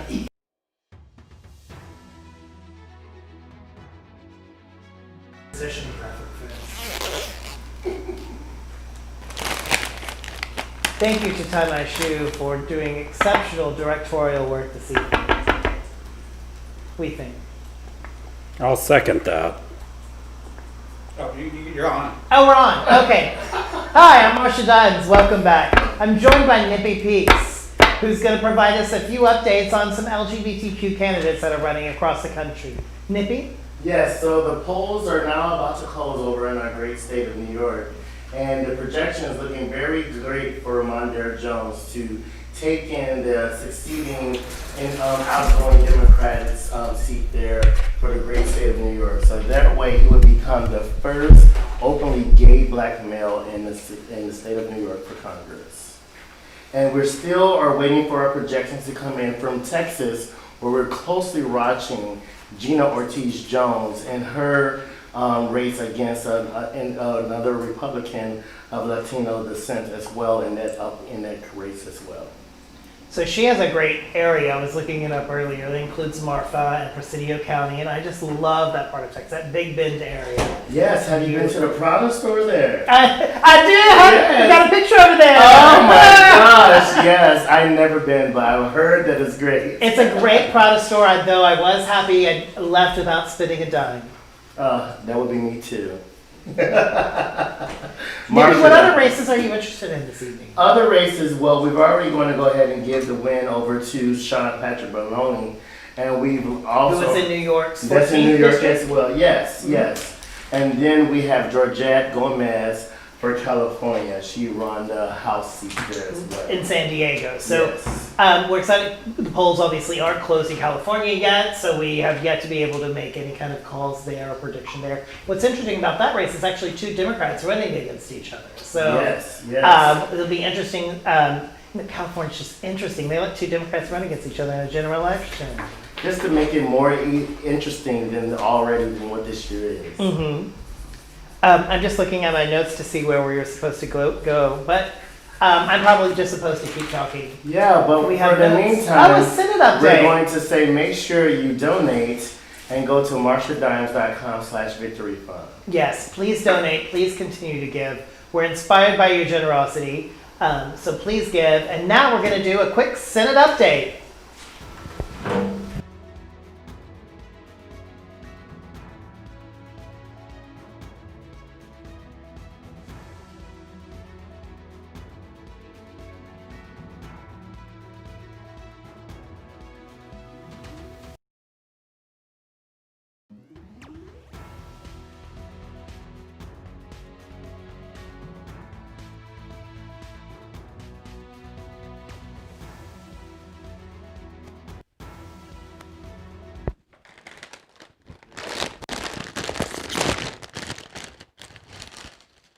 They put Ruffles down in front of me. Oh. Don't eat and try to. Sorry, everybody who's listening. All right. So let's quickly look at some of the Senate races that we were looking at. Not South Dakota. South Carolina. So Lindsey Graham was in also known as Ladybug, was in quite a race for her Senate seat. Looks like she's leading with the early vote in, 23% reporting. We're also looking at some other Senate races. Arizona, I believe that they have not been reporting anything because I can't remember. I think they just closed. So that's fine there. We're looking at Iowa to see. They don't close until 9 o'clock Central Time. And then we have, what were the other Senate races?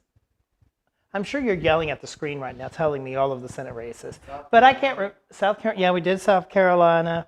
Well, let's just go ahead and look back at the presidential race and see what we have going on here. All right, with county level results looking in here, we have 10% in Philadelphia County, which is great news for Joe Biden, with he already having substantial lead with 11% in. These are great results here looking at Pennsylvania. This is one of the ones where Joe Biden doesn't necessarily need, but absolutely this is going to be helping him get to 270. This is going to be a nail biter of an evening here for Joe Biden. Also looking at Ohio, 51%. Donald Trump looks to be chipping away slowly at that lead there here. Let's look at Michigan's results. Now, Marsha Dimes News went ahead and called this race earlier, but Donald Trump is in ahead right now with 17% of the vote in. I bet the counties yet around Detroit have not yet reported. Let's go to Wisconsin. Less than 1% in reporting for Wisconsin. We're expecting Wisconsin and Pennsylvania to be two of the slower states to report the results because of the number of mail-in ballots there with those states. And then Minnesota. Interesting there, less than 1% in. All right, also the big states of the evening. Donald Trump having a substantial lead here in Florida as we go into this, 360,000 votes ahead. Very important state for Donald Trump to win. We just didn't know if Joe Biden was going to be able to pull ahead here. Looking at Georgia next. Donald Trump with a little bit of a lead here with 37% of the results in. Looks like we are starting to get some of the results around DeKalb County and Fulton County. Not enough yet to make a decision on whether or not Georgia will turn blue for Joe Biden this evening. As we look down the list here, Iowa's not closed yet.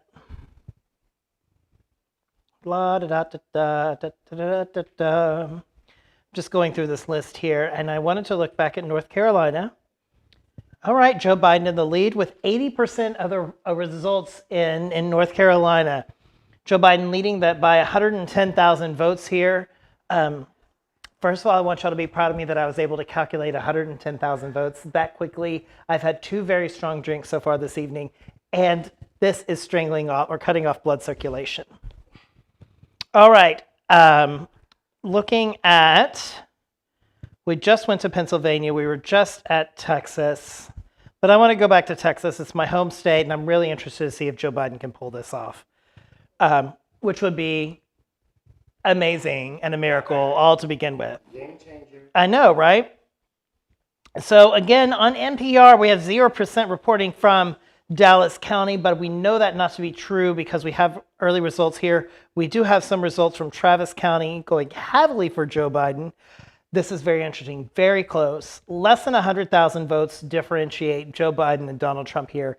Lots of counties, rural counties that will add up to go Joe Biden, just like this went 2 years ago with Ted Cruz and Beto O'Rourke, where Beto just lost by a few tenths of a percent in Texas. But we believe that when you ready, cocktail.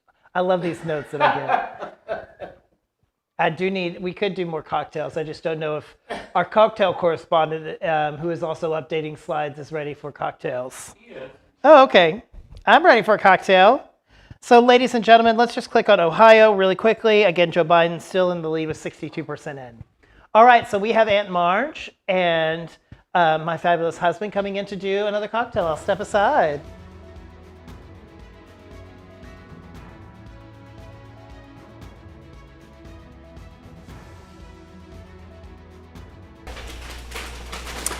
We are back for another cocktail. I don't know if you realize, but there are quite a few people behind the scenes. We've had Tree Trong, Dustin Svatek, Tamai Shu, and Demand a Refund, helping propel the evening forward behind the scenes. Not to mention Alex McBath.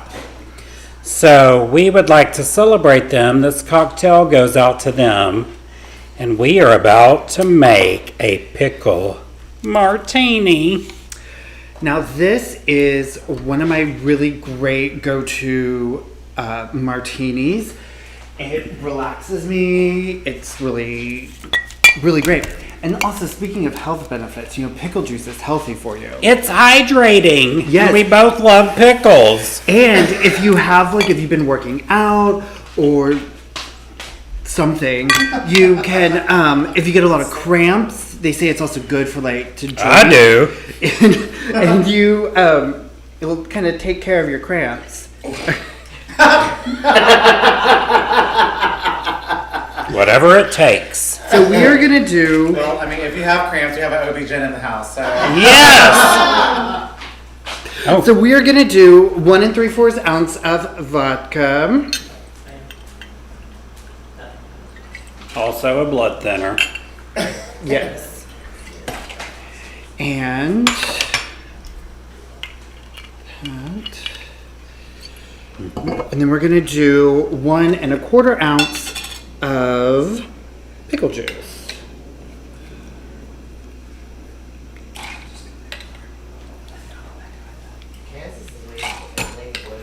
Yes. Okay. And then we're gonna do a little splash of vermouth. Ooh, that's always a blessing. Mm-hmm. Did you know that vermouth is a fortified wine? Ooh.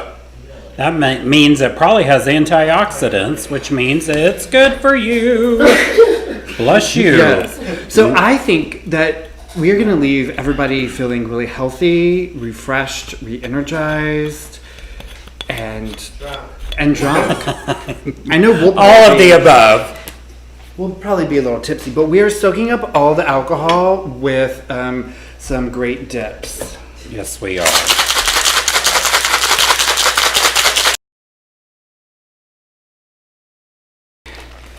And then we pour into the glass. Well, I'll get you a here. Here, no, I'm good. Okay, live TV.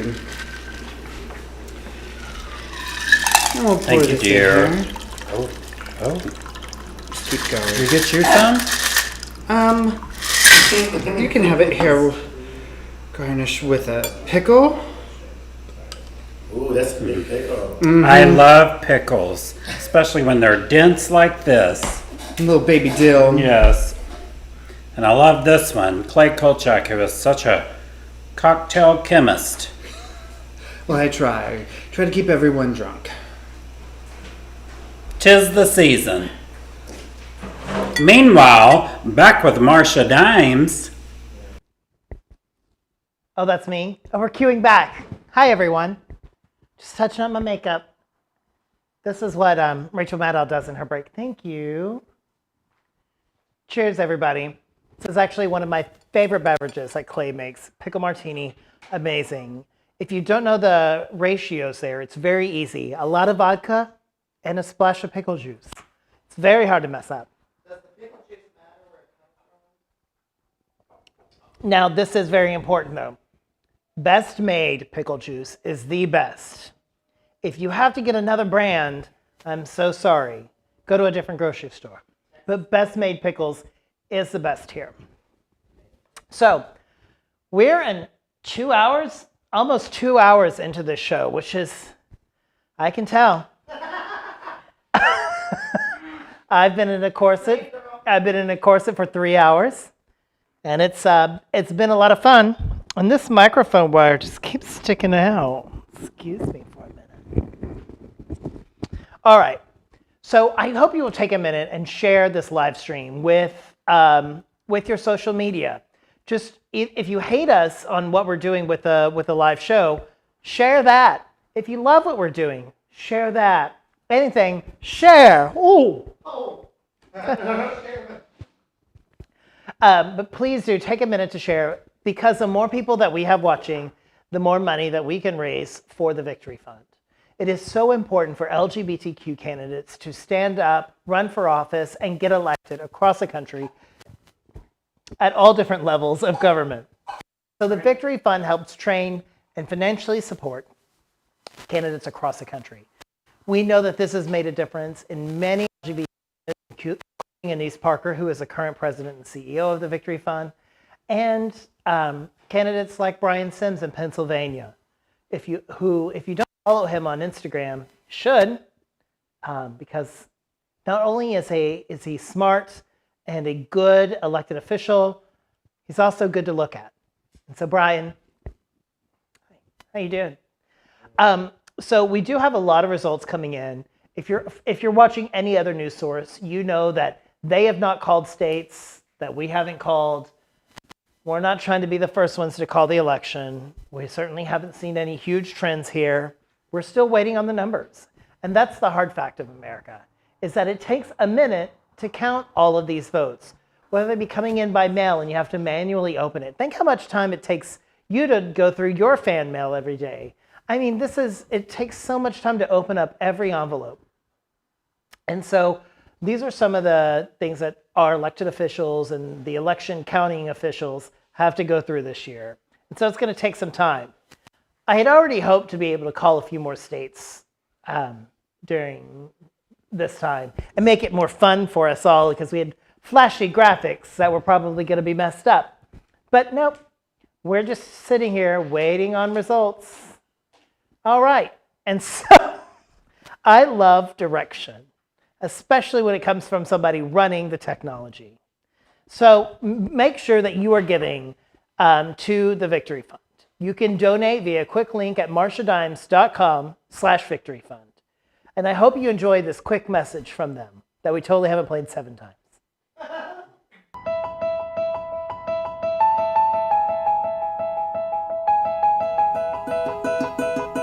For 27 years, Victory Fund has helped identify and elect LGBTQ candidates who transform the political landscape for our community. Our candidates rely on Victory Fund to help them win. Victory Fund was a secret weapon in my early races for City Council.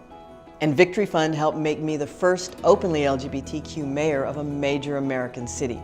Since then, we've helped elect our first out U.S. Senator, our first out governor, and our first out trans person to win and serve in a state legislature. It is Victory's ability to be the difference between a win or a loss on Election Day that makes our organization so critical. Anti-LGBTQ bills are flooding our state legislatures. The federal government is targeting our gains. It is critical that we are successful, because America needs us. America needs authentic, values-driven LGBTQ leaders who can navigate the political chaos of today and lead on issues important to all our lives. Tens of millions of anti-LGBTQ dollars are pouring into our races, fueling bigoted attacks on our candidates.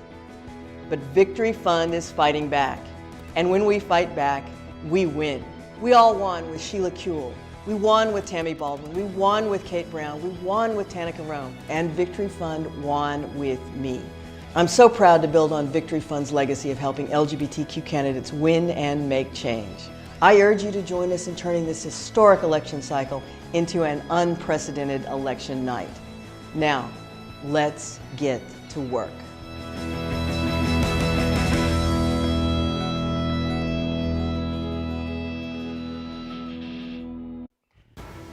And now, hi, I'm Marsha Dimes. Welcome back. So we are so excited to be able to project that Delaware has a transgender senator that they've just elected to their state senate. So congratulations to the candidate there. And so I do want to bring up we have the iPad pulled up here, and Kansas, which we've already called for Donald Trump, which we may have to recant. I'm happy to. Is actually, with 60% in, is 50% for Joe Biden and 48% for Donald Trump. Joe Biden has about a 13,000 vote lead. This is huge. Can you imagine Kansas being a blue state? Well, let's see what happens with turnout there in Kansas. Please feel free to shout out. Okay, so when looking at Texas, Donald Trump has come back into the lead here. We have 64% reporting. Donald Trump leading by less than 20,000 votes in Texas right now, which is incredible. Looking at these county level results, we have a lot of red counties from outside of the major metropolitan areas, which are that triangle here between Dallas, Fort Worth, Austin, and Houston, that golden triangle there. And so we're looking at, looks like Dallas County on NPR has not reported any of their vote tallies yet. Harris County is 70% in, and 72% are in for Travis County, Williamson County, and also Hayes County there. That's very interesting going for blue. I was interested too in Comal County, 71% for Trump. Looking at Collin County there, 51% to 47%. Collin County, a northern suburb of Dallas, very affluent. Interested to see how Joe Biden played with being able to convert suburban women voters toward him. Looking at Georgia as well. Click. Come on, there we go. All right. Okay, so Donald Trump pulling ahead a little bit here. We've got 43% reporting. We've got DeKalb County, 1% in, so nothing yet from Atlanta, which is a lot of votes coming in. And then Fulton County there, we've got 100% reporting. So that's good there. 77% for Trump. Let's see how that goes for the rest of the state here as DeKalb County comes in. Ohio. All right. All right. Joe Biden still leading with 66% in. We've got 1.9 to 1.8 here, 140,000 votes going in the difference there. Pennsylvania with their reporting coming in. Joe Biden in the lead with 66% in at 1.9 versus Donald Trump's 1.8. This is going to be a lot about just counting the votes. We've taken all of this time to complain about the election and all of these ads and all of this money. Now we just got to take time to count. And as any drag queen will tell you, that takes a minute. Hallelujah. Arizona is not closed yet. I don't know why I clicked on it. That's because I'm stalling. Let's look at Iowa. That was another one of our states. That is not closed yet either. That closes at 9. I know this. All right. Any other news from the peanut gallery? No. Dallas County is going 67% for Joe Biden. And what kind of website are you looking at there? Oh. 57% of Colorado has reporting that 59% is going towards Biden. Yes. Colorado is one of the states that I believe that we called earlier for Joe Biden. Very strong representation there because I need some Colorado cookies. That's right. That's how she remembered. Let's look at North Carolina. That was not, Rhode Island is not one of the ones. North Carolina here. Very close election here.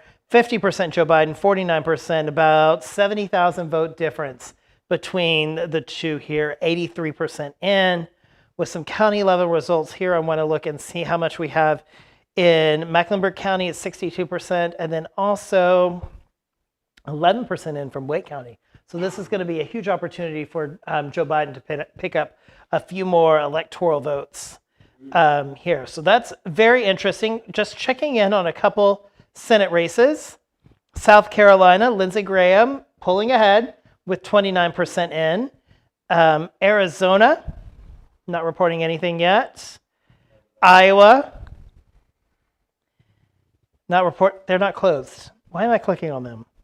And I can't remember the others. So I'm very lucky to be joined tonight by two amazing women and two who have helped me tremendously this evening in making sure tonight is beautiful and working through. So I'm going to go ahead and join them at the table, but please give a round of applause at your home.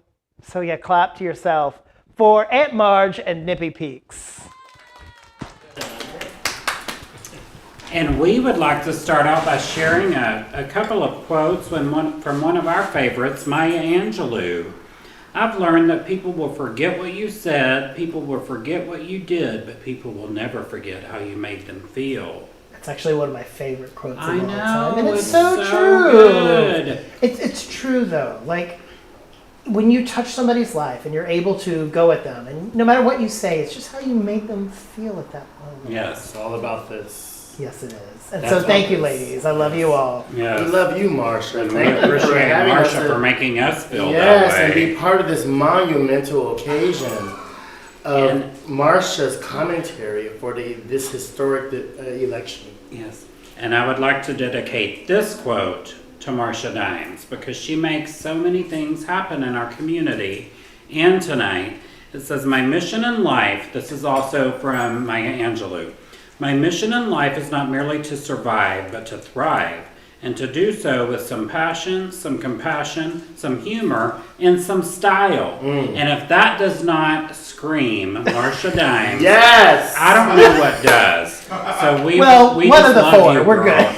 Yes.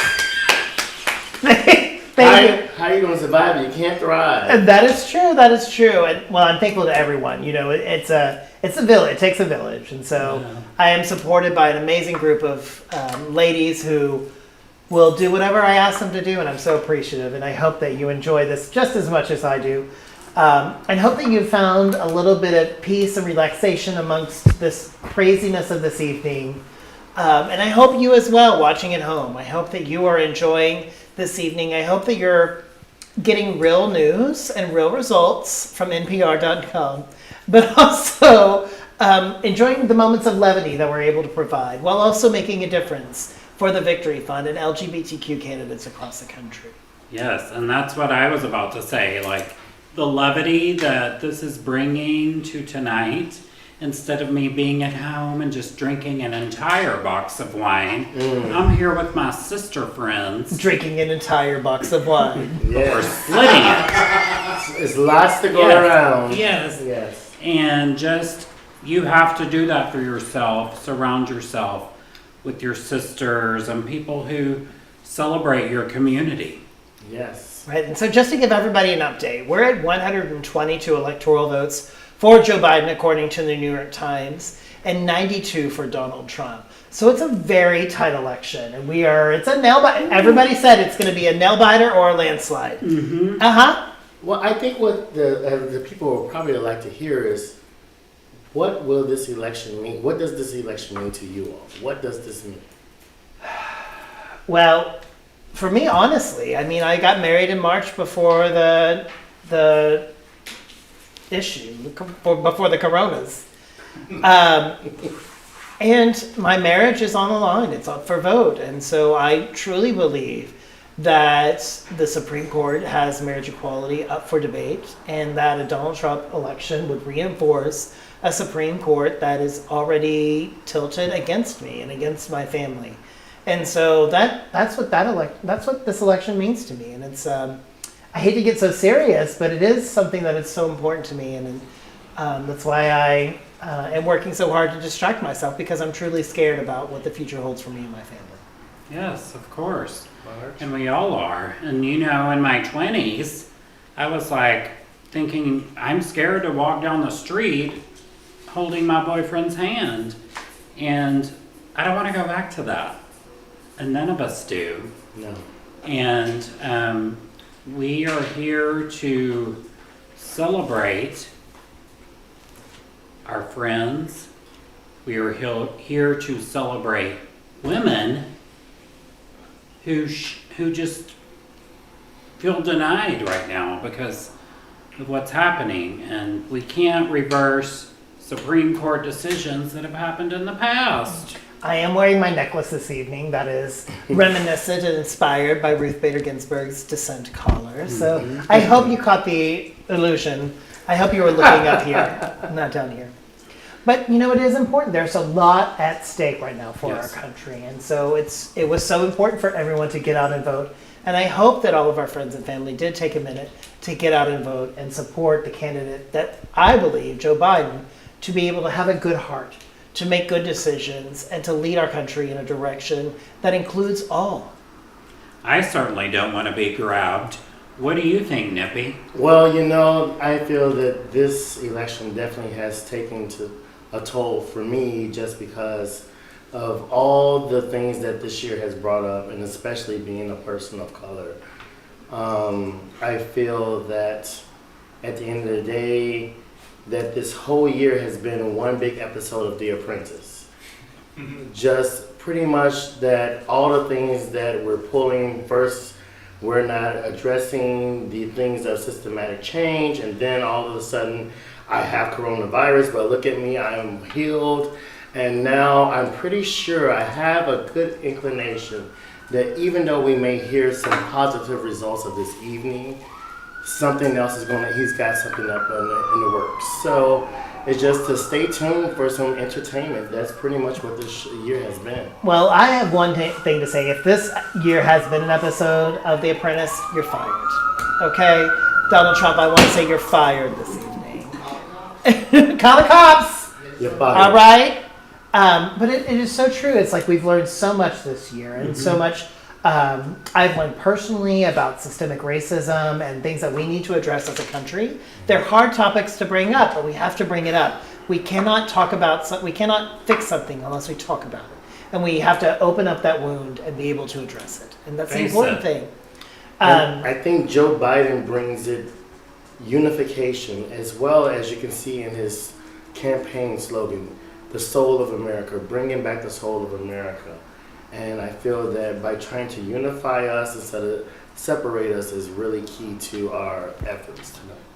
It is really key, and our director has taken a break, and I was going to look for him to...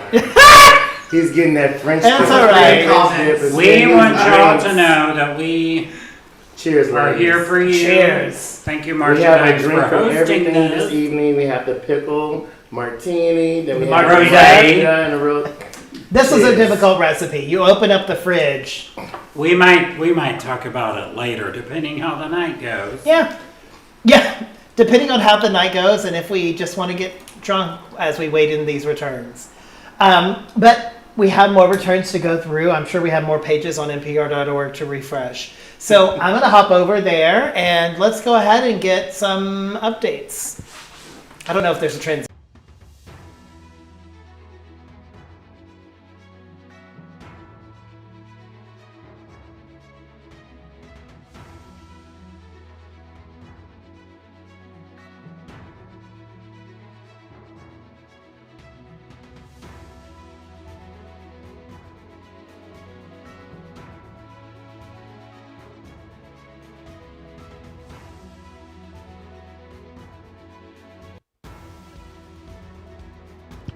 Hi everyone, I'm Marsha Dimes. Welcome back. I wanted to give everybody an update. All of my fans will know it's an important nail update. So I am 8.5.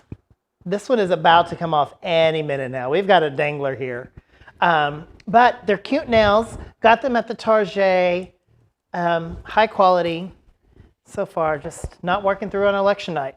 So I have some updates here on the NPRs. We're looking at results here from Texas. Donald Trump has pulled ahead here with 64% in, as kind of expected.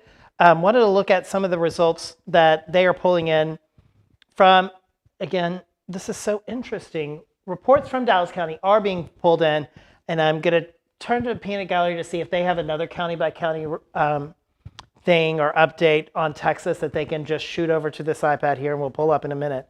But I also want to go to Georgia, looking at that swing state.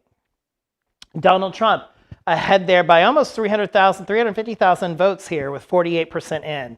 On the Senate race, David Perdue well ahead with 57% in with 47% in. And then Georgia, the Senate race for the other Georgia Senate race, we're going to go into a runoff here as expected. So this will be something to focus on after tonight. Joy. Looking at Florida, Donald Trump is slightly ahead here. Well, not slightly ahead. About 300,000 vote difference with 91% in. I will be surprised to know when this actually gets called by NPR. 94% in for Miami-Dade County, 100% in for Broward, and we're looking at Palm Beach County with 95% in. Some of these other counties still left to report in. Pinellas County is 100% working in. So that's going to be a very close nail biter of a state, but we've got good nails on, so good for them. Iowa, this was another one that is not closed. It closes at the top of the hour. And we are looking, I want to click on Kansas. What are they doing? Okay, Trump is back ahead there, 63% in. That was me, Aunt Mark.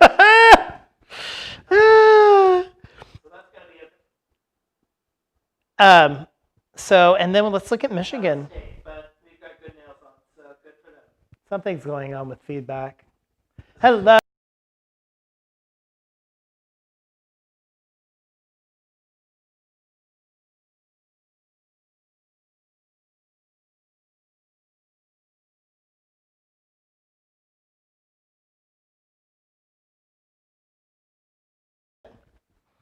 This is called brand integrity. Want to make sure that we're carrying this through election night. So Michigan with 20% in, we've got Donald Trump ahead there. Minnesota.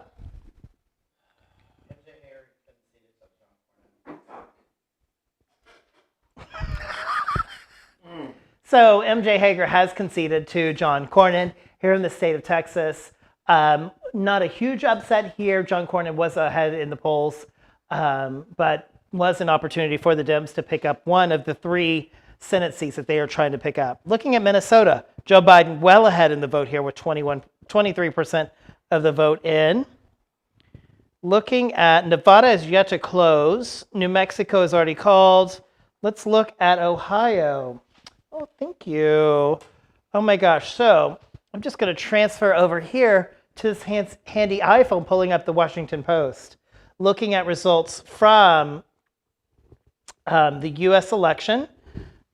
Looking at Dallas County here. Hello, doctor. What am I looking at?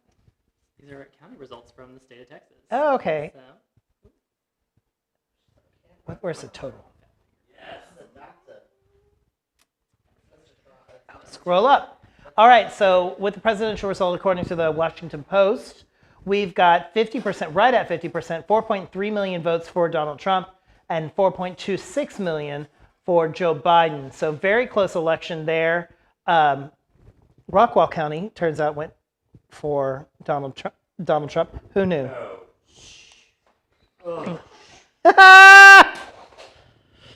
I'll give you, there's that back. So looking at Ohio, back on our handy dandy election headquarters iPad, Donald Trump is slightly ahead in Ohio by about 80,000 votes with 72% in. Looking at these county level results, we're looking at Cuyahoga County with 27% in, 100% in with Summit County. What I'm also looking for is Columbus, I forget which one Columbus is, Marion County. Nope, that's not it. I'm just going to click it. There we go, Franklin County. That's what I was looking for. We got 23% and 73% for Biden. So interesting results there in Ohio. Looking at Pennsylvania, Joe Biden ahead in Pennsylvania. This is a must win for Donald Trump. We've got 18% of the vote in, 630,000 for Joe Biden. Again, because of the number of mail-in ballots for Pennsylvania, we expect this to be a long counting process for Pennsylvania. We may not know this evening. Although I wish we did. Girl, get those ruffles. You know it. Y'all missed it. Y'all can't see it, slightly off camera, but Aunt Marge just came and claimed her ruffles. She needed to get some dip. Let's look at South Carolina's Senate race. Lindsey Graham yet to be called. Half the group just left. Lady Buck has yet to be called as the next, to be reelected here, but at 35% in, she still has a strong lead here. North Carolina vote, 2.478 million. to Donald Trump's 0.458 million. Very close, neck and neck, nail biter of a race here in North Carolina. Could go either way. That's what she said. Looking at these results here, we have 82% coming in from Mecklenburg County, but we only have 15% coming in from Wake County. So those are two of the two Democratic strongholds there in North Carolina that we are excited about there. And I'm going to click back on, I just clicked on Ohio. What other state haven't I covered? Y'all, Texas is still red. I thought we fixed that. We were purple, now we're turning. I'm clicking on U.S. Senate. So the net change so far is Colorado did switch over their senator here. We can see here, Hickenlooper did win over Gardner. That is a win for Democrats. They need to win 2 more plus the presidency to take control of the Senate. So let's look here. We're looking at Cunningham in North Carolina. I don't know. I'm trying to circle on an iPad, but y'all pretend I'm circling and highlighting North Carolina like we have a good production quality here. But neck and neck there in North Carolina. And another one of the pickups that we were hoping for was Iowa, and their polls close here at 9 o'clock in about 10 minutes. So this is exciting news that Democrats were able to flip 1 seat so far this evening. I'm just going to click over here to the New York Times just to see where we are with the Electoral College. We're at 131 with Joe Biden and 92 for Donald Trump. A lot left to call because, yeah. But looking at these battleground states, Trump is ahead by 3 points in Florida. It's going to be hard for Joe Biden to come back in Florida, but Florida. North Carolina. Sometimes you can't fix it. North Carolina, we've got Joe Biden ahead by 1.3 points with 82%. Hopefully he can hold on there. Ohio, Biden just barely ahead by 0.3%, 64%. And Georgia is up. Trump is up significantly, but we still don't have a lot from DeKalb County. Minnesota, Biden is up 34%. Michigan, we've already called that. I hope I don't have to retract that. I won't because we'll just end the broadcast. Right. What are you going to write me a letter? Write me a letter. Please, tweet me. I don't watch that. Instagram me, at Marsha Dimes. Make sure you're following me. Pennsylvania, Biden has just a very small lead. Go ahead and get in there, Mark. Am I go in ahead. this frame? Yes, you are. Yeah! You're in the shot, girl. She's going to get some rosé. We all need that. If you, what are you drinking this evening? Please comment in the comment section. We want to know what's going on. Let's have a discussion about vodka. Oh, has there? What kind of vodkas? Well, somebody thought the vodka was only potatoes. I had to educate as a connoisseur that I am. The So- vodka can also be made from grapes, wheat, corn, all the things. So Demanda has thoughts and comments about vodka, and we're very proud of her. Liver. What's it called? The connoisseurs of wine. What is that called? Sommelier of vodka. I'm a Vodka. vodka-holic. And I want y'all to know, don't be worried. Yes, we're running low on this bottle, We have but another. is there another? Okay, good. Because I was about to send out for emergency reinforcements. I brought some singles. Oh, we're going to drop it like it's hot. I bet you did. This is a retreat show, Kenton. Right. Marge, do you have any more dips to make? Nope. We got any more cocktails to make? Nope. Yes, we do have one left. The Aunt Marge special. Yes. Well, Vodka soda. what? 8:55. Yes, 8:55. So I'm going to go ahead and hand it over. Well, yeah, go ahead and make that cocktail, and then we'll head over to more of our states that are closing at 9 o'clock.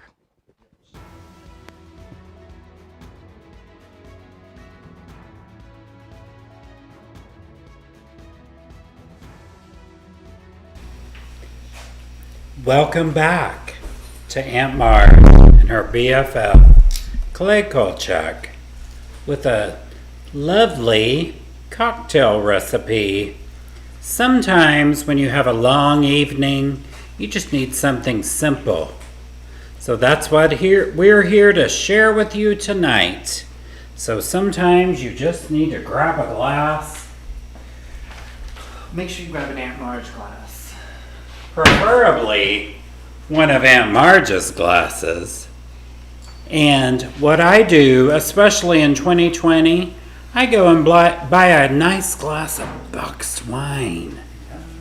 One of the best is Box Dry Rosé. Gotta tip it. Sometimes you have to tip it because you've had a lot, because it's 2020, but you just keep that box in the fridge and it stays fresh and lovely and dry and wonderful. So I hope you enjoy Box Dry Rosé. It probably has some health benefits too. Delicious. Back to you, Marsha. Thank you, Aunt Marge, for that wonderful segment. By the way, this is not sponsored. So Box, feel free to send a check to Marsha Dimes. We'll figure out a way to cash it. But speaking of checks, I hope that you're making donations to the Victory Fund. The Victory Fund helps train and support LGBTQ candidates who are running for office at all levels of government. And so it's very important that we support them. So make a donation at marshadimes.com/victoryfund. Also, as we wait for 9 o'clock, I just want to have a quick dinner. Stuffed. But seriously, this pickle martini recipe is amazing. Oh yeah, that's a great call. So as we think about our gifts and how they make a difference, I want you to watch this quick video about the Victory Fund and how your donation can change lives.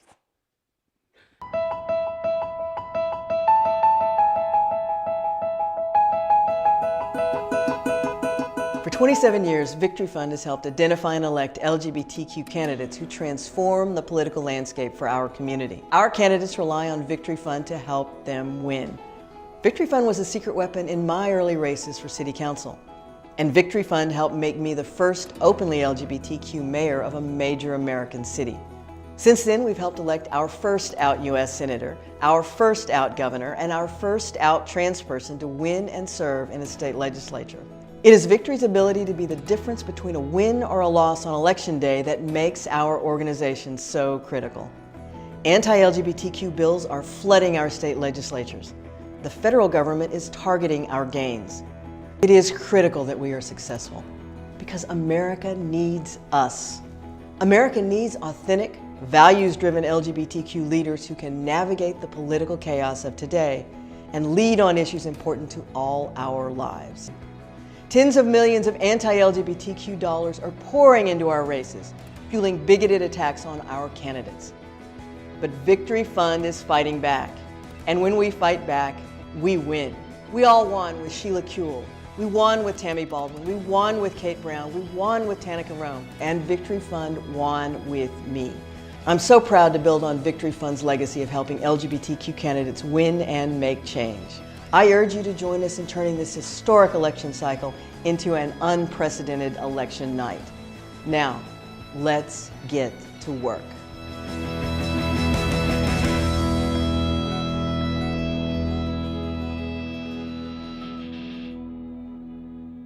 Hi, I'm Marsha Dimes. Welcome back to Election 2020. Decisions, discussion, drag, and drinks.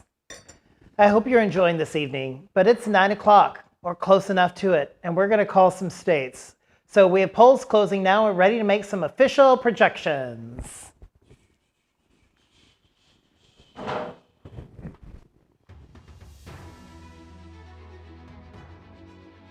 Oh.